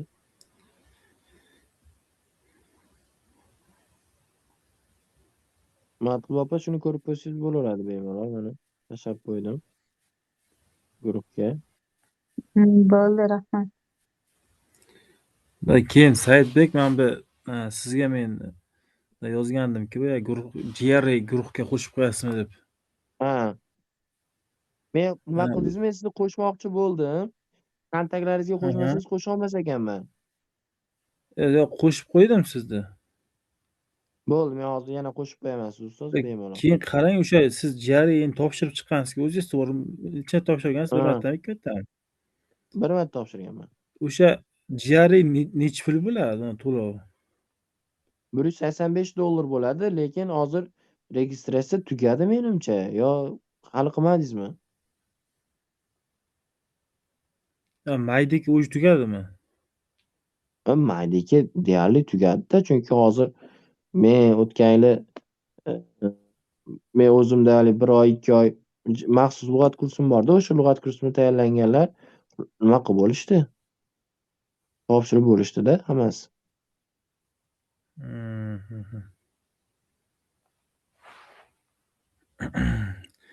O'sha qarang, o'sha jiyariga faqat o'sha maydan keyin boshqa oyga qaysi oy bo'ladi yana? Sentyabr, oktyabr.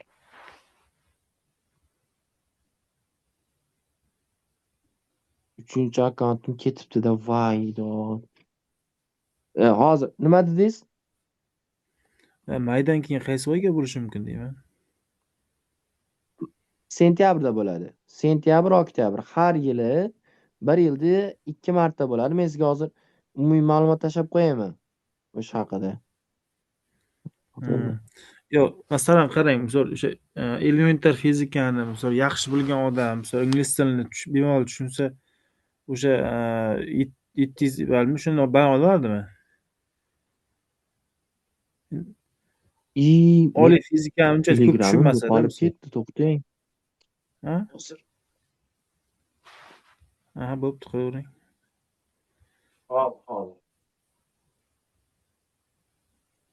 Ozgina oliy fizikani ham bilish kerak, ustoz. Siz oldingizmi ustoz o'sha? Elementariz yaxshi kuchli bo'lishi kerak. Ingliz tili, lug'at nima qilib yodlaysiz? Oliy fizika ham ozgina bo'lishi kerak-da. Sizlar topshirdingizlarmi ustoz?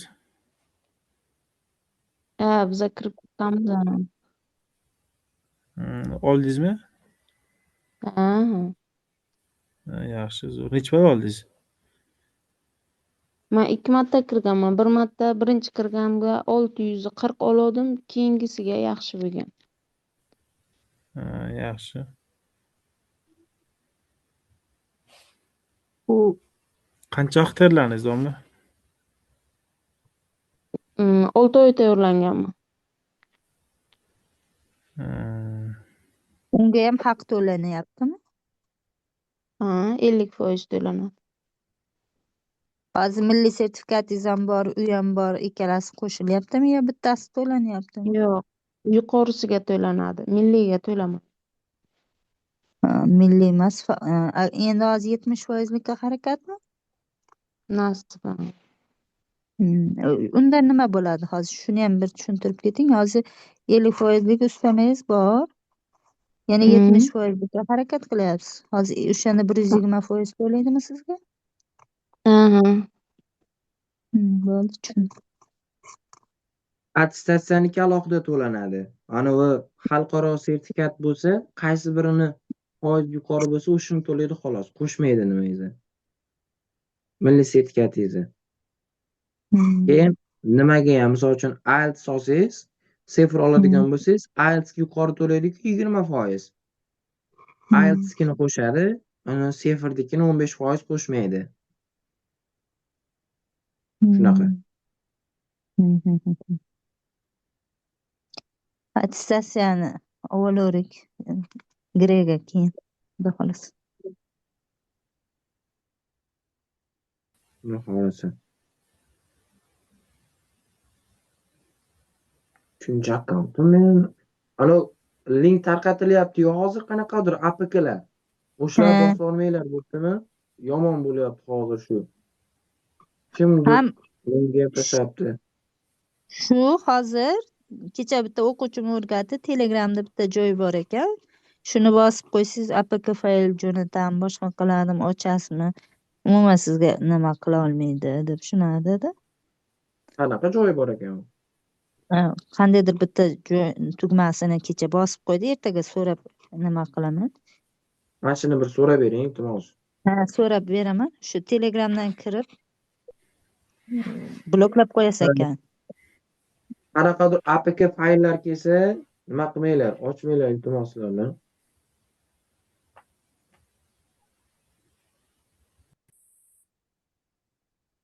Telegramda ulab olishlarini qaranglar, yaramaslar yomonlashibdi bular.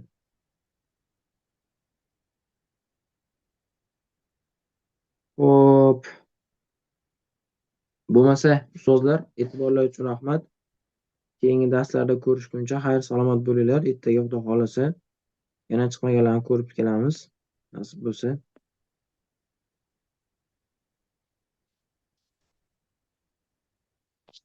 Yaxshi bo'linglar. Sog' bo'linglar.